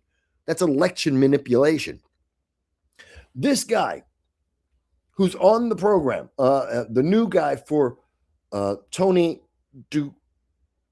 Ducopoli, who is the new lead of CBS News, came on 2 weeks ago and said CBS has been partisan. They have been political. They have been Democratic operatives. That's why their ratings went down. And he is going to tell the truth. Why do you think the White House would say, don't edit the video? Because CBS did. Why do you think he's saying show the whole thing? Because CBS doesn't. We saw this with the BBC. 2 weeks ago, the BBC just got into a lawsuit because they made up their own story. Literally, the BBC, I think I covered this 2 weeks ago, maybe it was 3. I covered this. The BBC literally took statements, 2 different speeches from Donald Trump, an hour and a half separated. There's what Donald Trump said, and then an hour and a half later, Donald Trump was having an entirely different conversation. They cut and edited the 2 conversations, the 2 public statements by Donald Trump, and spliced them together to make a brand new, totally unreal statement and said, this is what Donald Trump said. He didn't say that. They made up their own conversation to make Donald Trump look bad. So it's not unusual or wrong for Donald Trump to say, hey, show the whole thing or I will sue you. Don't edit this. Show it all. Let the public hear it. That doesn't mean that you have to like it. Doesn't mean that you have to agree. It doesn't mean that CBS has to say something to ask questions that Trump will like. It just says, whatever the question is, show what the answer is. Don't change it afterwards. Don't manipulate the public. Do your job as a news organization and show the truth, the full context. I have no problem with Trump saying that. But some people on the left are like, oh my God, you can't do that. Why not? Why not? We have the proof that the left has been lying to us. We know this is true. So I don't see where the problem is with this. But the left, they do. They have a problem with this. And by the way, we were talking about Iran earlier. I did want to show you some of the other protests in Iran. They have slowed down because Khomeini killed everybody. Because Iran killed everyone who protests. That's a dictatorship. For all the people on the left who are like, oh my God, Trump's such an evil dictator. You're still talking, right? Then he's not a dictator. He still has to go through the law. He's still following the law. If you are anti-Trump, fantastic, good for you if that's how you feel. And because you're still on YouTube or social media, you're still getting interviewed by the news. Jim Acosta hates Donald Trump. He's still on. He's still talking. So that's not a dictatorship. You guys don't have an understanding of what a dictatorship is. You just don't like it. There's a difference. Just because you don't like it and because you break the law and you're held accountable is not the same thing as he's a dictator. You broke the law.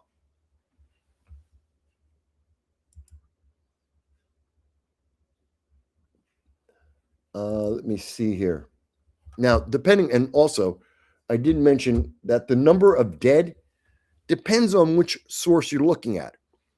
Many sources internationally are saying 3,000 are dead in Iran over 3 days. Actually, over 20 days. Many are saying it's 3,000. I've seen some reports that have said 15,000. This one, in particular, from the Times, is saying that it's 16,500. I've heard as high as 20,000 in some reports, depending on which country you're looking at and how they're reporting. We have seen numbers as high as 20,000 were killed by Iran over the last 2 weeks. It's insane. That's a dictatorship.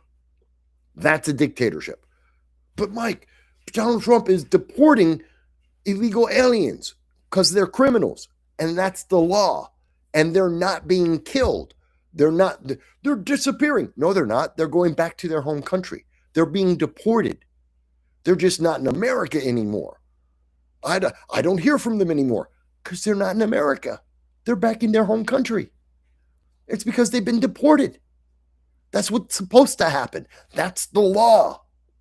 That is the law. Oh, but Mike, they're not they're deporting people and they're not giving them day in court. You are a liar. Either you're lying or you don't know the law. They are getting due process. That's just a lie to say they don't.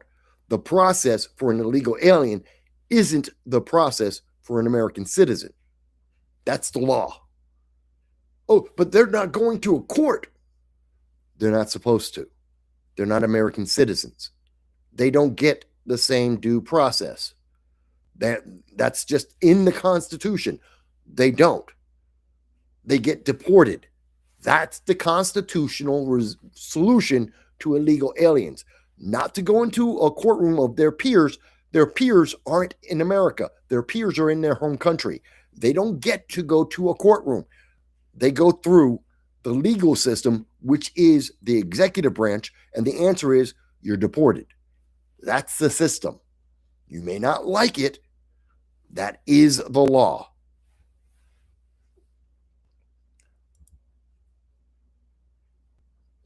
And by the way, for those who thought, Mike, but you're not understanding, you don't understand. The Ayatollah of Iran confirms thousands have been killed. That he and his team killed people for just saying they don't agree. That they want better laws. They want better leadership. And he killed them. That's a dictatorship. Donald Trump is nowhere near that. You may not like him. He's nowhere near that. And I'm not saying that Donald Trump is perfect. He's not. But nowhere near that. Let me see. I'm skipping ahead a little bit here. So we talked a little bit about Greenland. I was mentioning earlier in the show, Greenland, 8 nations are going to face tariffs. Now, to be fair, and this is from CNBC, and it's a fact, 30 members of 30 soldiers from 8 countries were sent to Greenland. There was two people from the 2 soldiers from the United Kingdom, from England, 1 from France, 13 from Germany were sent over to Greenland. And that's supposed to protect Greenland from the United States. Are you serious? Literally, 30 EU, European Union troops went to Greenland, and that's supposed to stop Donald Trump. Are you kidding me? Are you serious? America is going to be stopped by 30 troops. Are you kidding me? That's the Europeans thinking they have more power than they really have. That's the Europeans thinking that they have more control over the situation than they have. If the United States wants to use force to take Greenland, 30 troops will not work. But instead of using our troops, by the way, we have 200 troops on Greenland right now. The American military have 200 troops on a base in Greenland right now. So those 30 troops sent by Europe, they're done. They're already outnumbered about 6-1. And we have trained soldiers that can actually fight. Europe doesn't. So we'll wipe them out in a heartbeat. It's stupid. If they want a fight, they will lose. But this is Europe escalating the situation. They are increasing the amount of tension. Remember, Donald Trump for the last year has said, oh, make a deal. Make a deal, give us the rights to the rare earth metals. That is option 1. That has always been option 1. I already explained why that's important. That's it. Now, we've seen Europe and Denmark in particular escalate the situation. Now Donald Trump's saying, okay, well, if you don't want to sell it to me, if you don't want to give me the rights to mine the metals, and you won't let me buy Greenland, then I'm going to take it by force because America needs it. Whether Americans will hate Donald Trump or not, we need Greenland.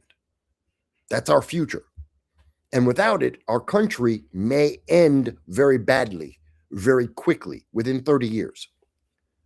So, for the good of the nation in the future, we have to have either a deal, or we buy the country, or we take it over. Oh, and I know some people say, but Mike, we can't buy Greenland. Yes, you can. Greenland would cost about $45 billion to buy Greenland, which is just land. And by the way, we have bought land before. The whole Louisiana Purchase. I know they don't teach history anymore in high school, but they should. In junior high school even. It's the whole Louisiana Purchase.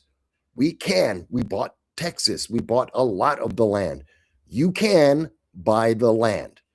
And we could, even if Denmark wanted to sell it at a premium, and I've seen prices as high as estimates on what the value of Greenland is, the average is 45 billion. I've seen numbers as low as 6 billion. I've seen a number as high as $1.7 trillion. Depends on how you want to value it, and it's in that range. But the consensus is that it would be about 45 billion. Let's call it 100 billion just for round numbers. The United States can afford $100 billion in a heartbeat. In a heartbeat. That's not too much money. We could buy the whole thing from Denmark for $100 billion. And that would not be bad for the Greenlanders. They get to become a commonwealth. That's it. They're a commonwealth. Actually, they'd be a territory of the United States. Fine. And they can live as 56,000 people. They can live like they are living already. No one really cares. And we could mine. And they would benefit because they get more infrastructure. They would have a more stable economy. They'd have more power. They would get a member of Congress. So they'd be able to have at least one member of Congress and 2 senators. It's a win-win for them. They would have power in the American. You would see Republicans and Democrats trying to convince and convert the Greenlanders to join their political party. They would have a whole huge amount of power. But, however we want to do this, we can do this. It's Europe that's making it difficult. So Donald Trump, instead of sending in the troops, which we could do at any time we want, we literally, in the space of 3 hours, we can have 10,000 troops on Greenland. That's a fact. It's not an opinion. It's not a guess. Within 3 hours, the United States government could drop 15,000 troops on Greenland. Most of them would be Marines. We can do it in 3 hours. No other country can do that. We can take the country over in an afternoon. Literally. Take the entire country over in an afternoon. But we're not doing that. Donald Trump said, okay, if you're going to fight me on this, you're going to pay a tariff. Let's not fight with people. Let's fight with money. Europe is right now trying to figure out it would cost Europe 93 billion euros, be about $112 billion if they want to play this game. Europe is now trying to decide, do they want to fight $112 billion in trade with the United States, which will hurt Europe more than it hurts America. It will hurt NATO more than it will hurt America. They will suffer to fight us on this. The easiest answer, just make the deal. That's it. Just make the deal for the rare earth metals. It is the simplest, easiest thing that Denmark, Greenland can do. It's not a big deal. Make a deal, share the profits. We're done. Everybody wins. No, because they don't like Donald Trump, because they have TDS, because they're like Jim Acosta. They can't let Orange Man Bad get anything. They can't let him win on anything. So they have to fight. They're like, no, we're not going to make any deal. That's ridiculous. It's just ridiculous. Let me move forward. I'm losing my voice. I think you can hear it. Let's see. Oh, I missed this. And by the way, Germany's out. Germany, by the way, is already out. This is from Deutsche Welle, the German news. According to Deutsche Welle, the German military has already taken their people back from Greenland. Germany pulled its troops out of Greenland after a very brief assessment mission. And that's because Donald Trump said, if you're going to have troops in Greenland, if you want to escalate this, it's going to cost you money. I'm not going to fight you with troops. I'm going to fight you with the economy. You'll get a tariff. And Germany already backed down. This news came out earlier today. It's about the same time I started the show at 2:30 in the afternoon. 2:30 in the afternoon, this show, it came out and it was updated. Germany's already backed out. It just tells you. They were posturing. This wasn't serious. They don't care. This is all about Orange Man bad. It's ridiculous. There's a bunch of links that I'm going to just keep, that I'm going to add in after the show so you can read it for yourself. I have about 2 dozen articles on Greenland, on some of the things we've already talked about, that will be in the links. You can see it for yourself rather than me showing you each and every one of them. By the way, here is an artist depiction of what it would look like. Here are the EU troops. This is what America can bring to Greenland in 3 hours. If we want to take over Greenland, it already would be done. That's it. We could take over Greenland. This is just an example of the power we can bring to Greenland in 3 hours.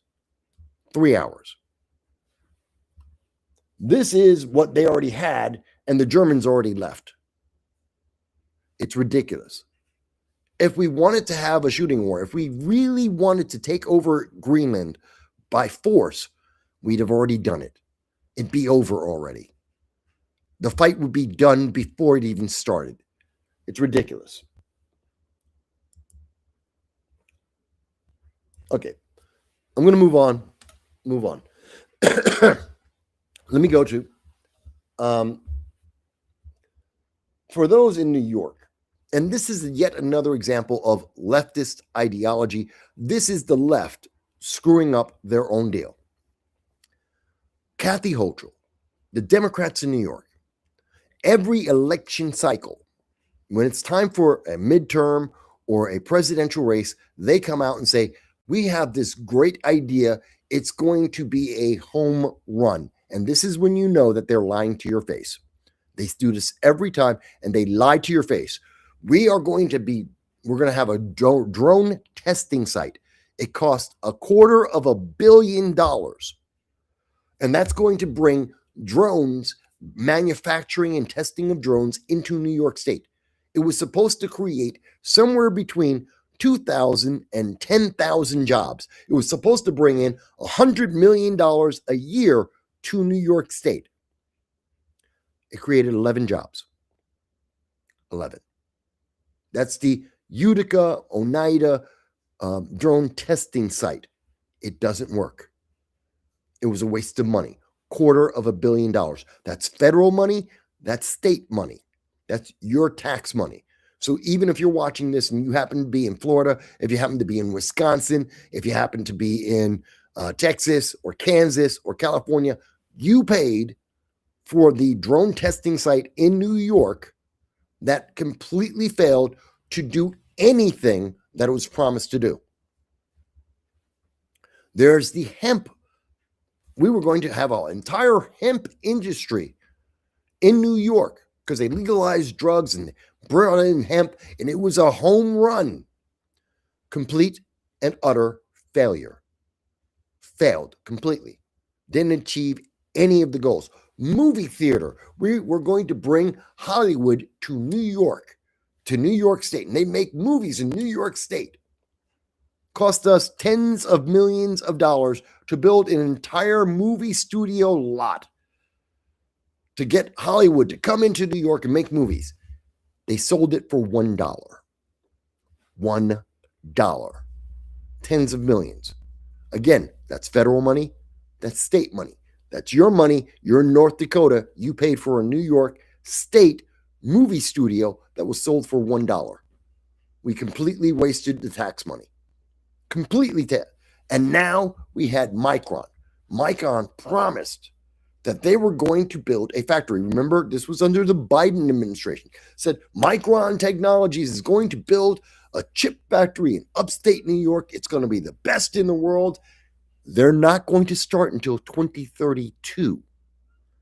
They just broke ground.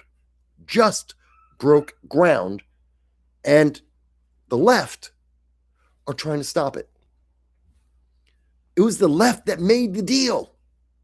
This is Joe Biden's deal. This is Kathy Hochul's deal.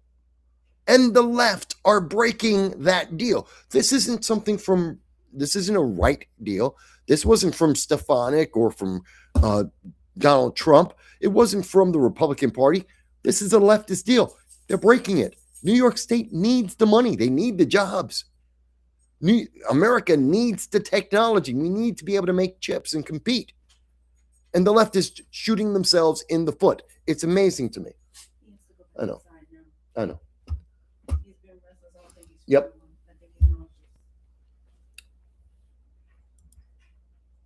So let me finish up here. And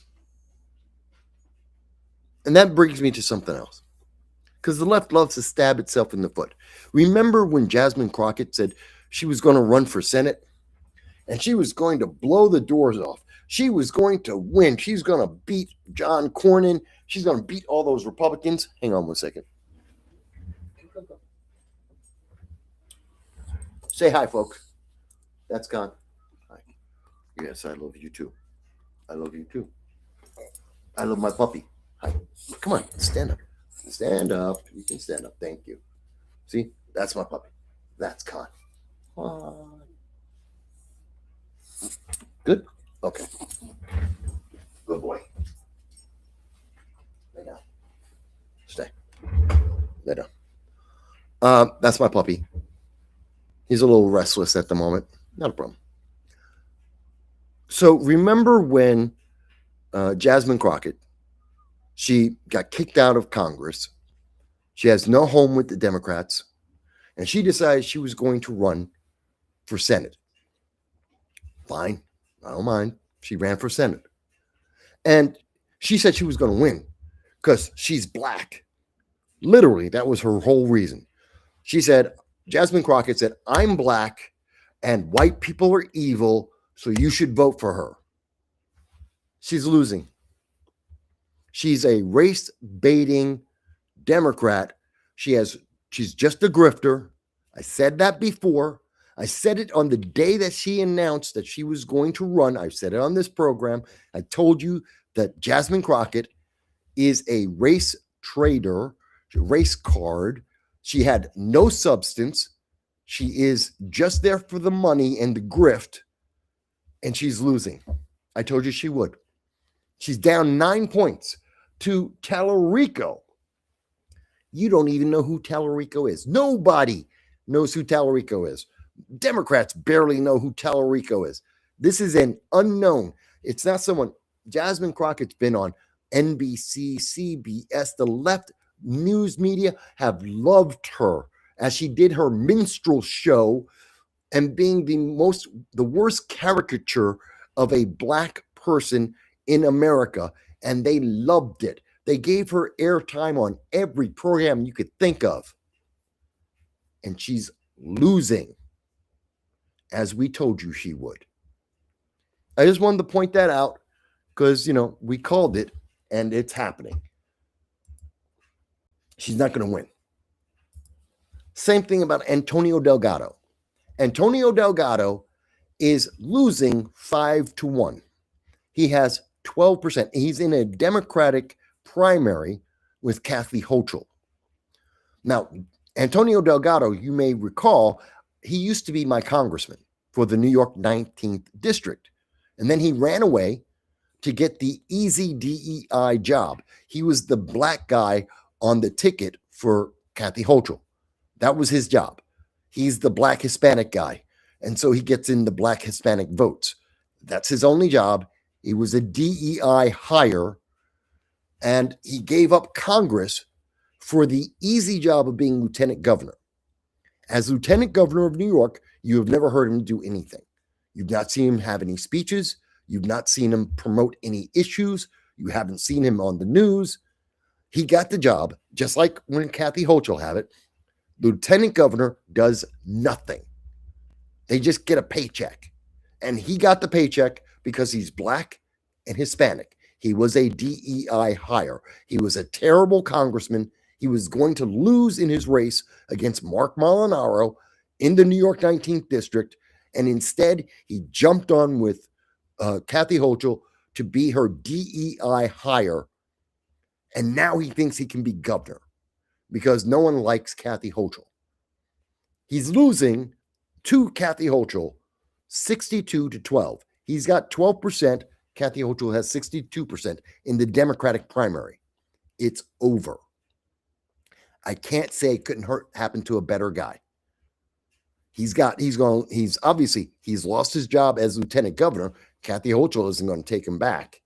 And the Democrats don't want him for anything. And it really pissed me off because this is him grifting hard. And you can see my comment, and you can see it in the link after the show. So he wants you to think that he's out with the public trying to support New Yorkers. He's fighting against ICE. At the time that this was taken, it was about 30 degrees. That's on the 17th. It was about 30 degrees as the snow was coming down. And as you can see from all the people around him, they are freezing. They are cold as hell. Here he is with an open shirt, open jacket, open shirt, standing up there in front of you going, hey, I'm a big tough guy. No, you're faking it. And I know what people will say, but Mike, he opened up his jacket because he's doing a photo op. It's a gimmick for, he's trying to look like a tough guy for the video. Here's my thing. If he's willing to lie to you for this ad, because he's desperate, he wants the money, and he's got to make it seem like he's doing something because he spent the last 4 years doing absolutely nothing. So he's trying to make it seem like he cares, even though he didn't care for 4 years in a row, had nothing to say to anyone on any issue whatsoever. Now he cares. And then he's going to lie to you. He wants you to think that he cares, that he's a tough guy, that he's willing to brave the cold weather for you. No, he's not. The people in the background, they believe in whatever the hell it is they're protesting. It's ICE. They're protesting ICE. Okay, they believe it. They've been standing out in the cold and they are freezing and you can see it. They're hunched over. They're all bundled up. They're dancing around in the cold. He's a faker. Antonio Delgado is faking because he wants your money. He wants power. He wants an easy, cushy life. I got to call him out for that. That's just cheap. He doesn't deserve to be governor. He doesn't even deserve to be in the race, I believe. He can't even be honest enough to stand out in the cold and say, look, it's cold, but I'm here. Let me tell you why I'm here. No, he's like, I'm fighting hard. No, you're not. I guarantee you, I am absolutely sure, as soon as he got done with this little promo ad, he bundled up, he closed up his jacket, he got into his car with his election team, and he went back home. He got somewhere where it was warm. He didn't stand out there with the rest of the people who staying at cold.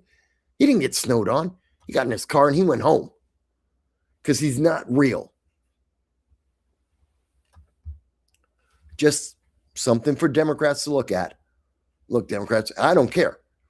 Kathy Hochul, Delgado, neither of them are good people. Neither of them I support. I think they both should lose. Democrats have ruined this state. I don't care if it's Delgado or Kathy Hochul. They're the same exact creature. Corrupt, and they can't fix anything. They don't have a single good plan between the two of them. I want them both to lose. But hey, you're Democrats. You should think about that. And by the way, when I say that he's losing 62 to 12, this is the most recent report from Zogby, John Zogby, on the Hochul race, published on January 13th, 5 days ago.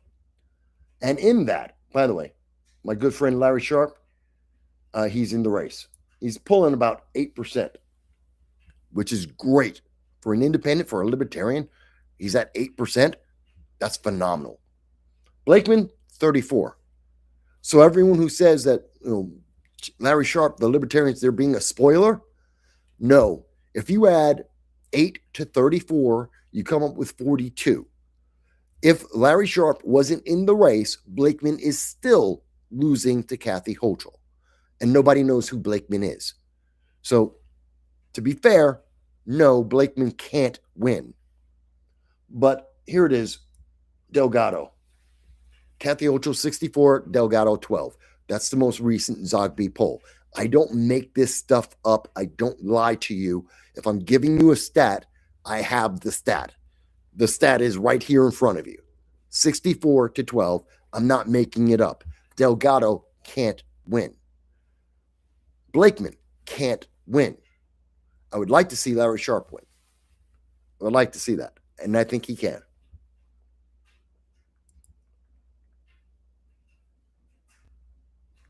Another reason why, and let me also bring up some of the evidence. So you can read the entire argument from Homeland Security about how Mayor Jacob Frey of Minneapolis, sanctuary policies release criminals, illegal aliens from jails and onto the streets.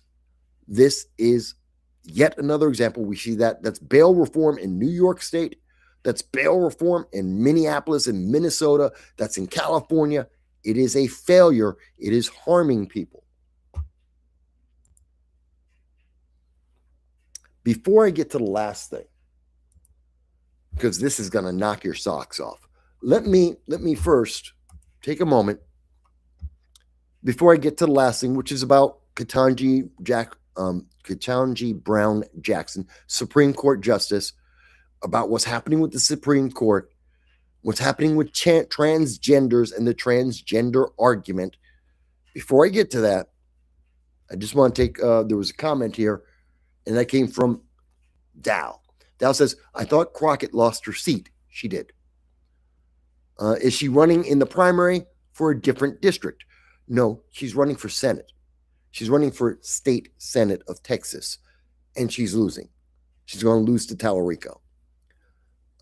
And I'm happy about it because she's a grifter. She is a minstrel.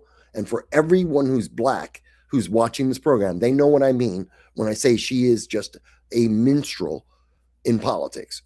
It's not a compliment. It's an insult. It's a very old insult. And it applies directly to Jasmine Crockett. She is a minstrel. She is not a senator. She's not a politician. But I did want to talk about what's happening here. So, look, I thought we had resolved this a long time ago, but apparently we didn't. This is from C-SPAN. This is completely 1,000% unedited. Okay? There's no edit. C-SPAN does not edit anything. That's why they're so boring. This is Josh Hawley in a congressional hearing speaking to the Democrat expert. And I want you to see if you notice something. Do you think that men can get pregnant? I hesitated there because I wasn't sure where the conversation was going or what the goal was. I mean, I do take care of patients with different identities. I take care of many women. I take care of people with different identities. And so that's where I paused. I think, yeah, I wasn't sure where you were going with that. So she completely and absolutely did not answer the question. It was a pretty simple question, pretty direct question. She's a doctor. She is the Democrat expert in this event. Excuse me. Again, I'm not done, just my throat there. So this is the Democrat doctor expert. This is the left. He asked a very direct question. This is the first time she didn't answer. Well, the goal is just the truth. So can men get pregnant? Again, the reason I paused there is I'm not really sure what the goal of the question The goal is just to establish a biological reality. You just said a moment ago that science and evidence should control, not politics. So let's just test that proposition. Can men get pregnant? I take care of people with many identities, but Can men get pregnant? Many women that can get pregnant. I do take care of people that don't identify as women. That Can men get pregnant? Again, as I'm saying, Let me just remind you what you testified to a moment ago. Science and evidence should control, not politics. So can men get pregnant? You're a doctor, I think. Science and evidence should guide medicine. Do science and evidence tell us that men can get pregnant? Biological men, can they get pregnant? I also think yes/no questions like this are a political tool. And No, yes/no questions. She's upset about a yes/no question. She has been asked 7 times one question, one simple, easy question. And it's not a yes/no. She could answer it a whole bunch of ways. He didn't say, he hasn't limited her. It's a simple question. Scientifically, can men get pregnant? There is only one answer to this. You would think. You would think there's only one answer to this question. And this is a core issue in America right now because we are misleading our kids. And it is so obvious. It is such a clear and absolute fact that she won't answer. Because the answer is no. But if she says no, then her career is over and the left will demonize her. She has to say yes. But everyone, every scientist, every doctor, every human being that has existed in the history of mankind will know she is a liar, that she is playing politics, that she is not being serious, that follow the science is not an answer, that she doesn't believe in that. The Democrats don't believe in following the science because the science will tell you, you are born a man or you are born a female, period, full stop, done. And everything else in between is a lie. Everything else is a lie. But she doesn't. And I'm not going to take up too much time with this, but just to let you know, and this is from Mother Jones, a far left news organization. The Mother Jones counted 11 times she was asked one question. Can men get pregnant? 11 times. And she did not answer the question even once. Not one time did she say yes or no. She avoided answering it altogether because she knows the answer according to science and she knows the answer according to politics. And she knows if she admits the answer according to science, she will be embarrassed and should be disbarred. She should have her medical license removed. And if she answers according to that's if she's answering according to politics. And if she's answering to science, then she will be abandoned by her supporters. Her money will disappear because the left will no longer support her. So those are her two choices. She was between a rock and a hard place. She couldn't answer it, so she avoided. But the Mother Jones answered the question for her. And they said 11 times he was asked. And the answer is, here it is in the subtitle. And they say, transgender men can and do get pregnant. Transgender men are women. If you get pregnant, you're a woman. Biologically, you may identify as a zoo animal. You can identify as an alien from a far-flung planet. You can identify as an amoeba. You can identify as whatever you want to identify as. You are a woman if you get pregnant. Men cannot get pregnant. Period. Full stop. Done. That's just a fact. Men don't get pregnant. Women do. And even though the Mother Jones wants to say this, they have to say this. They have to make you believe this because of politics, not because of science. Oh, well, women can become men. No, that's cosmetic. And cosmetics, yes, absolutely. Cosmetically, can you look like the opposite sex? Absolutely. You positively 1000% can. And I know many people who have. And good for them. And they identify as the opposite sex. Good for them. I got no problem with that. They're grown adults. They can identify as whatever they want. I knew a person who once identified as a wolf. Literally. Would walk around on all fours and howl at the moon. Yes, I know somebody, used to know somebody, who identified as a wolf. Good for them. Weird as shit. But, okay, that was their life. Didn't have anything to say about it, but whatever. That's how they lived. Didn't hurt anybody. That was just how they lived. Okay. But he was not a wolf. He knew it. Everyone around him knew it. All of his friends knew it. But that's how he liked to identify. Okay. I know women who identify as men. I know men who identify as women. Known them for decades. Decades. Long before this became a public issue. Decades ago. You forget. I'm 58. Well, I'll be 58 in April. I've known about these people from back in my 20s and 30s. It isn't unusual or new for a very, very tiny slice of America, 1%, to have some of these thoughts. They can identify as anything you want to identify as. Go right ahead. But the science is you're male or female. Period. Full stop. There is no other. Oh, yeah. There's 0.5% of America, 0.5% of the world that are hermaphrodites. 0.5%. Okay. I'll give you that. You want to go with, no, Mike. There's 3. Yeah. 99.5% of the world is either male or female with 0.5%. Literally 99.5%, and 0.5% are hermaphrodite. That's it. It's that simple. Now, why are we talking about this? Why is this coming up again? And you're right, Joel, you're right. Nancy Mace covered this. She did a great job. Josh Hawley did a great job. It's pretty straightforward. It's pretty simple. It's not a big deal. It shouldn't be a big deal. But the reason why is, and we see this coverage, you probably didn't hear about this.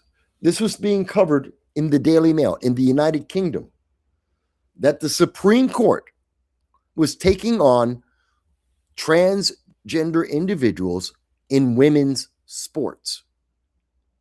And the argument is that transgender women, which would be men, biological men, are in women's sports.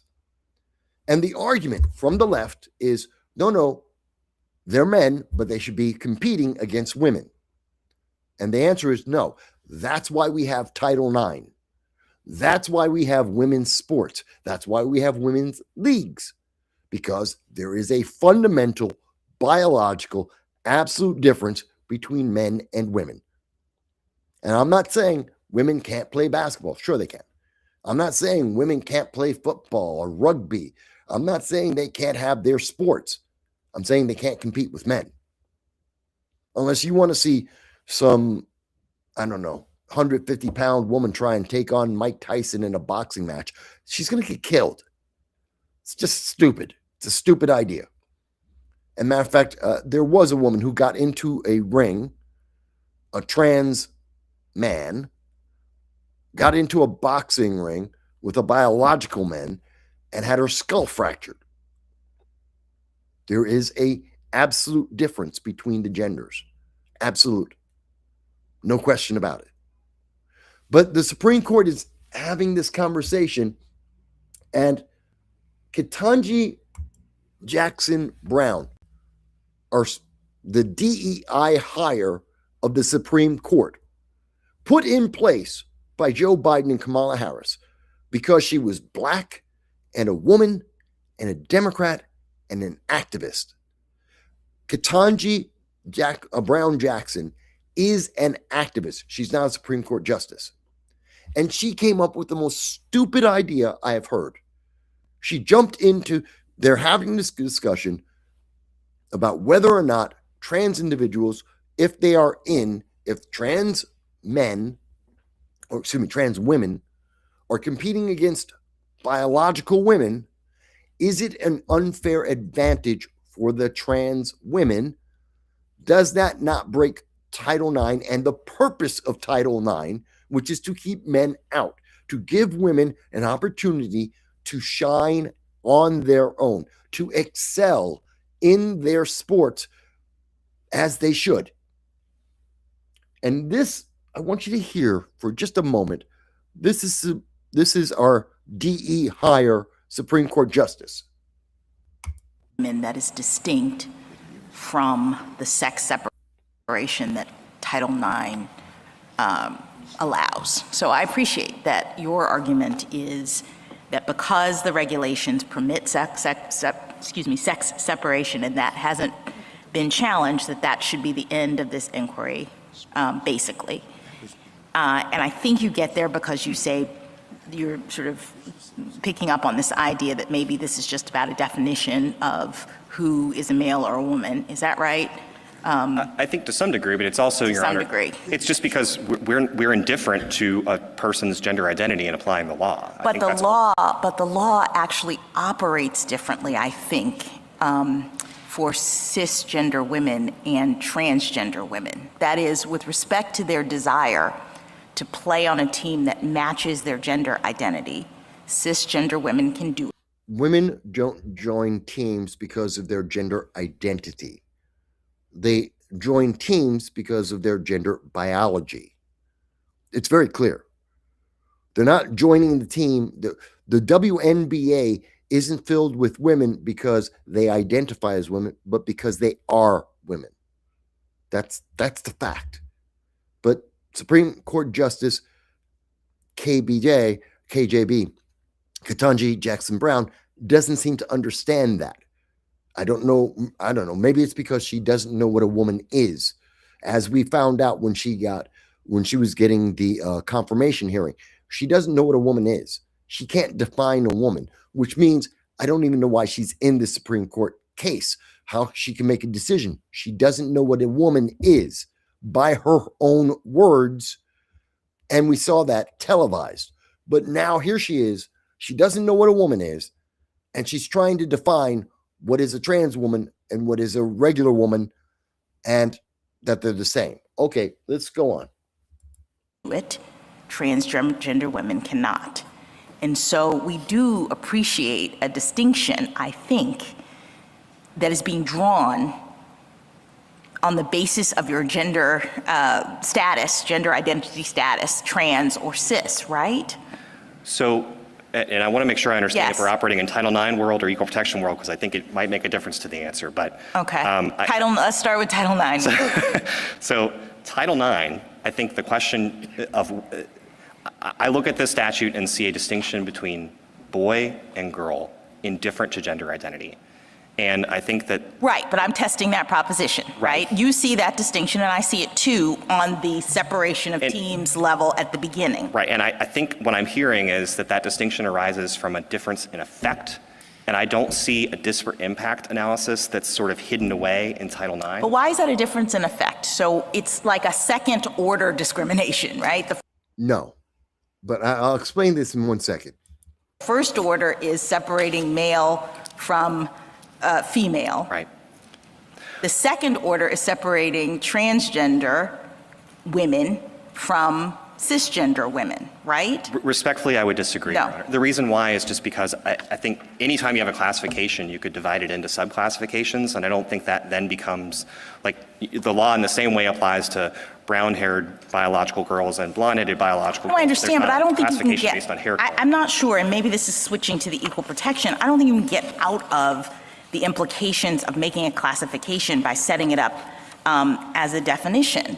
You know, as a subclass, and so we've already okayed the classification because it's... Okay, so let me make this clear in regular English. The argument that Ketanji Jackson Brown is trying to make and what the lawyers are actually talking about, because they're two different things. Ketanji Jackson Brown and the leftists, the activists, want the law to be that trans women are entirely biologically the same as real women. Thus came the question, can men get pregnant? They want you to say the answer is yes, that there is no difference biologically, genetically, in any way, shape, or form. There is no difference. They are all the same thing, even though we all know that is a lie. That is not true. Ketanji Jackson Brown, Supreme Court Justice, is trying to say that there is no difference, that it's just arbitrary. If they feel like being a woman, then they are. Why does this matter? Because the argument that's in front of the Supreme Court is very simple at its core. What the left is saying is the law isn't specific, and therefore it doesn't count. That's the entire argument. That is what Ketanji Jackson Brown is trying to argue, is that the law isn't specific to trans individuals, and therefore it doesn't count. So trans women can compete with women because the law isn't specific on taking them out. It said men and women. It didn't say trans. Therefore, they get to do this. That argument doesn't work. And the easiest way to explain it to regular people is the law says drunk driving laws in almost every, I believe in every state, say that if you blow, if you're 0.2, if you have a 0.2 intoxication level, you are drunk and you cannot drive. But what happens if you are 300 pounds and you're 6'5"?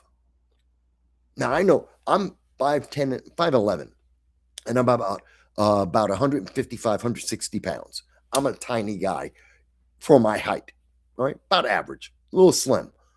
And I've had friends of mine who are 6'3", 320 pounds, and we go out and drink. And when we go and drink, my buddy who's 6'3", 320 pounds, doesn't get drunk when I get drunk. When I get drunk, it's before him. Why? Because he's bigger than me, and he can drink more than me, and I've got a pretty good metabolism. But then we'll bring his wife out with us to go out drinking, and his wife is 5 foot, and she weighs about 100 pounds, and she's 5 foot, and she gets drunk before both of us. We're different. We're all different. But you know what? If we blow 0.2, we are all legally drunk. Ketanji Jackson Brown wants to say that no, that's not true. We're all not the same. And we have to have a law that says if you're 6'3" and you weigh 320 pounds, that you have intoxication level of X. And if you're 5 foot, you have an intoxication level of Y. And if you happen to be 5'10" and 165 pounds, then you have a Z. You have Z for intoxication. You have to change the law and tailor it for each and every single person. She wants to break the legal system. She wants to break the law. No law would apply to anyone because every law would have to be specific. So laws that would affect me would have to be for Black, Hispanic men who are 5'11" and weigh 160 pounds. And those would be the only laws that would apply to me. And women who are 5 foot tall, they have a different set of laws. And guys who happen to be 6'3", they have a different set of laws. And you have a different law if you happen to be white or Black or Asian or Hispanic. You got to have a different law for every type of person. That breaks the legal system. You can't have law. That is chaos. That is anarchy. That breaks the judicial system. She should know this. This is basic. This is first year law school. Literally, first year basic law school. She's a Supreme Court justice, supposedly.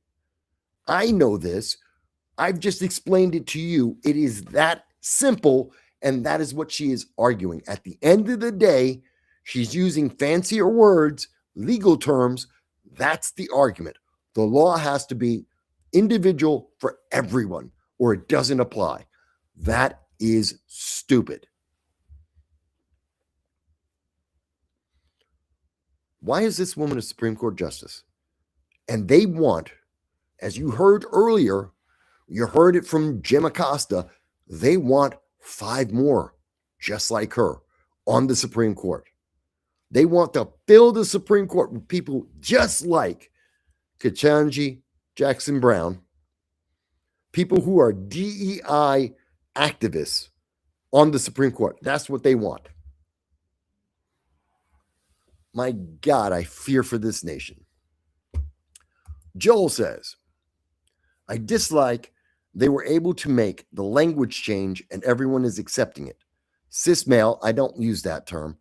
CIS, screw you. That's not, no, you're male or female. I agree with you, Joel. It's male or female. There is no other modifier. No, but that's because feelings. Because feelings. It's stupid. I agree with you, Joel. All right. As you can hear, my voice is giving up. My throat hasn't completely healed yet. And the weather, it's snowing outside, ain't helping. So we did the show. I'm going to be on Monday, tomorrow, with the opinion guy, Charles Guario. And that'll be simulcast on my channel as well. That's starting at 7 p.m. Eastern Standard Time. Please do check it out. Wednesday, I will be taping another episode of the Radically Conservative for BronxNet Communications. That's the Bronx Community TV. That'll be coming out in February. I think it should be rather good. And then I'll be back with you probably on Thursday, and then I'll do my regular show next Sunday as well. I thank everybody for being here with me. I thank you for your time. If you agree, if you disagree, please hit the like button. Hit the subscribe. That is the most important thing you can do.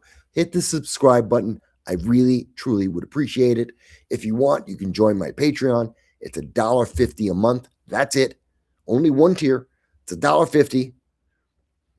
I understand. Economy's bad. It's $1.50 a month. Everyone can afford it. If you want to, you can. If you don't, that's okay. You can go to my Patreon, my PayPal. You can donate more if you would like. That's up to you. But all I'm asking for is I want to get to 5,000 subscribers in 2026. That's it. 5,000 subscribers in 2026. And that means I need you to subscribe. That's it. Share it with your friends and subscribe. That's all I ask for. Dal has a comment here. He says, that is the power of leftism, to manipulate and create definitions and words because there is no feasible way to create linguistic enforcement without heavy-handed censorship. Yeah, they're controlling your mind. They're controlling the words you use. Words are a function of thought. If I can think the idea and if I know the words, I can say the idea. And then you get to communicate with me. That's what language is. It's taking the words in our head and putting it into a way that other people can comprehend it. The more words that you know, the better you're able to take the idea from your head and explain it to other people. But if you control the words that people can say, you control the way people can think. It's just a fact. If you can't say certain things, you can't think certain things. And that's what the left is actually trying to do. That's why they have conniptions about what words you do use and which ones you don't, because they get to control how you think by controlling what words you can and cannot use. It's evil. Thank you for bringing that up, Dal. Folks, I want to thank each and every one of you. Thank you for being here on the program with me. I want you to have a great week. Look, it's snowing in a lot of places across the country. It's snowing. I want you to bundle up, be safe, stay warm, stay dry. And thank you again, everybody who helped me at the beginning of this year. We made a donation to the Jericho Project, which is helping to take people out of the streets, out of the parks, and give them somewhere safe and warm that they can sleep, so that they're not just homeless out on the streets like Mandami wants them to be, but gives them somewhere safe where they can actually rebuild their life. I thank you guys for that. That was really important. And I'm really thankful that you gave me the opportunity to donate as much as we did to them. And that was the first episode of the year when I was online with you guys and I made that donation. So in case anyone was wondering, yes, you can see me do it live. Folks, I want you to have a great day, great weekend. I'll talk to you again very soon.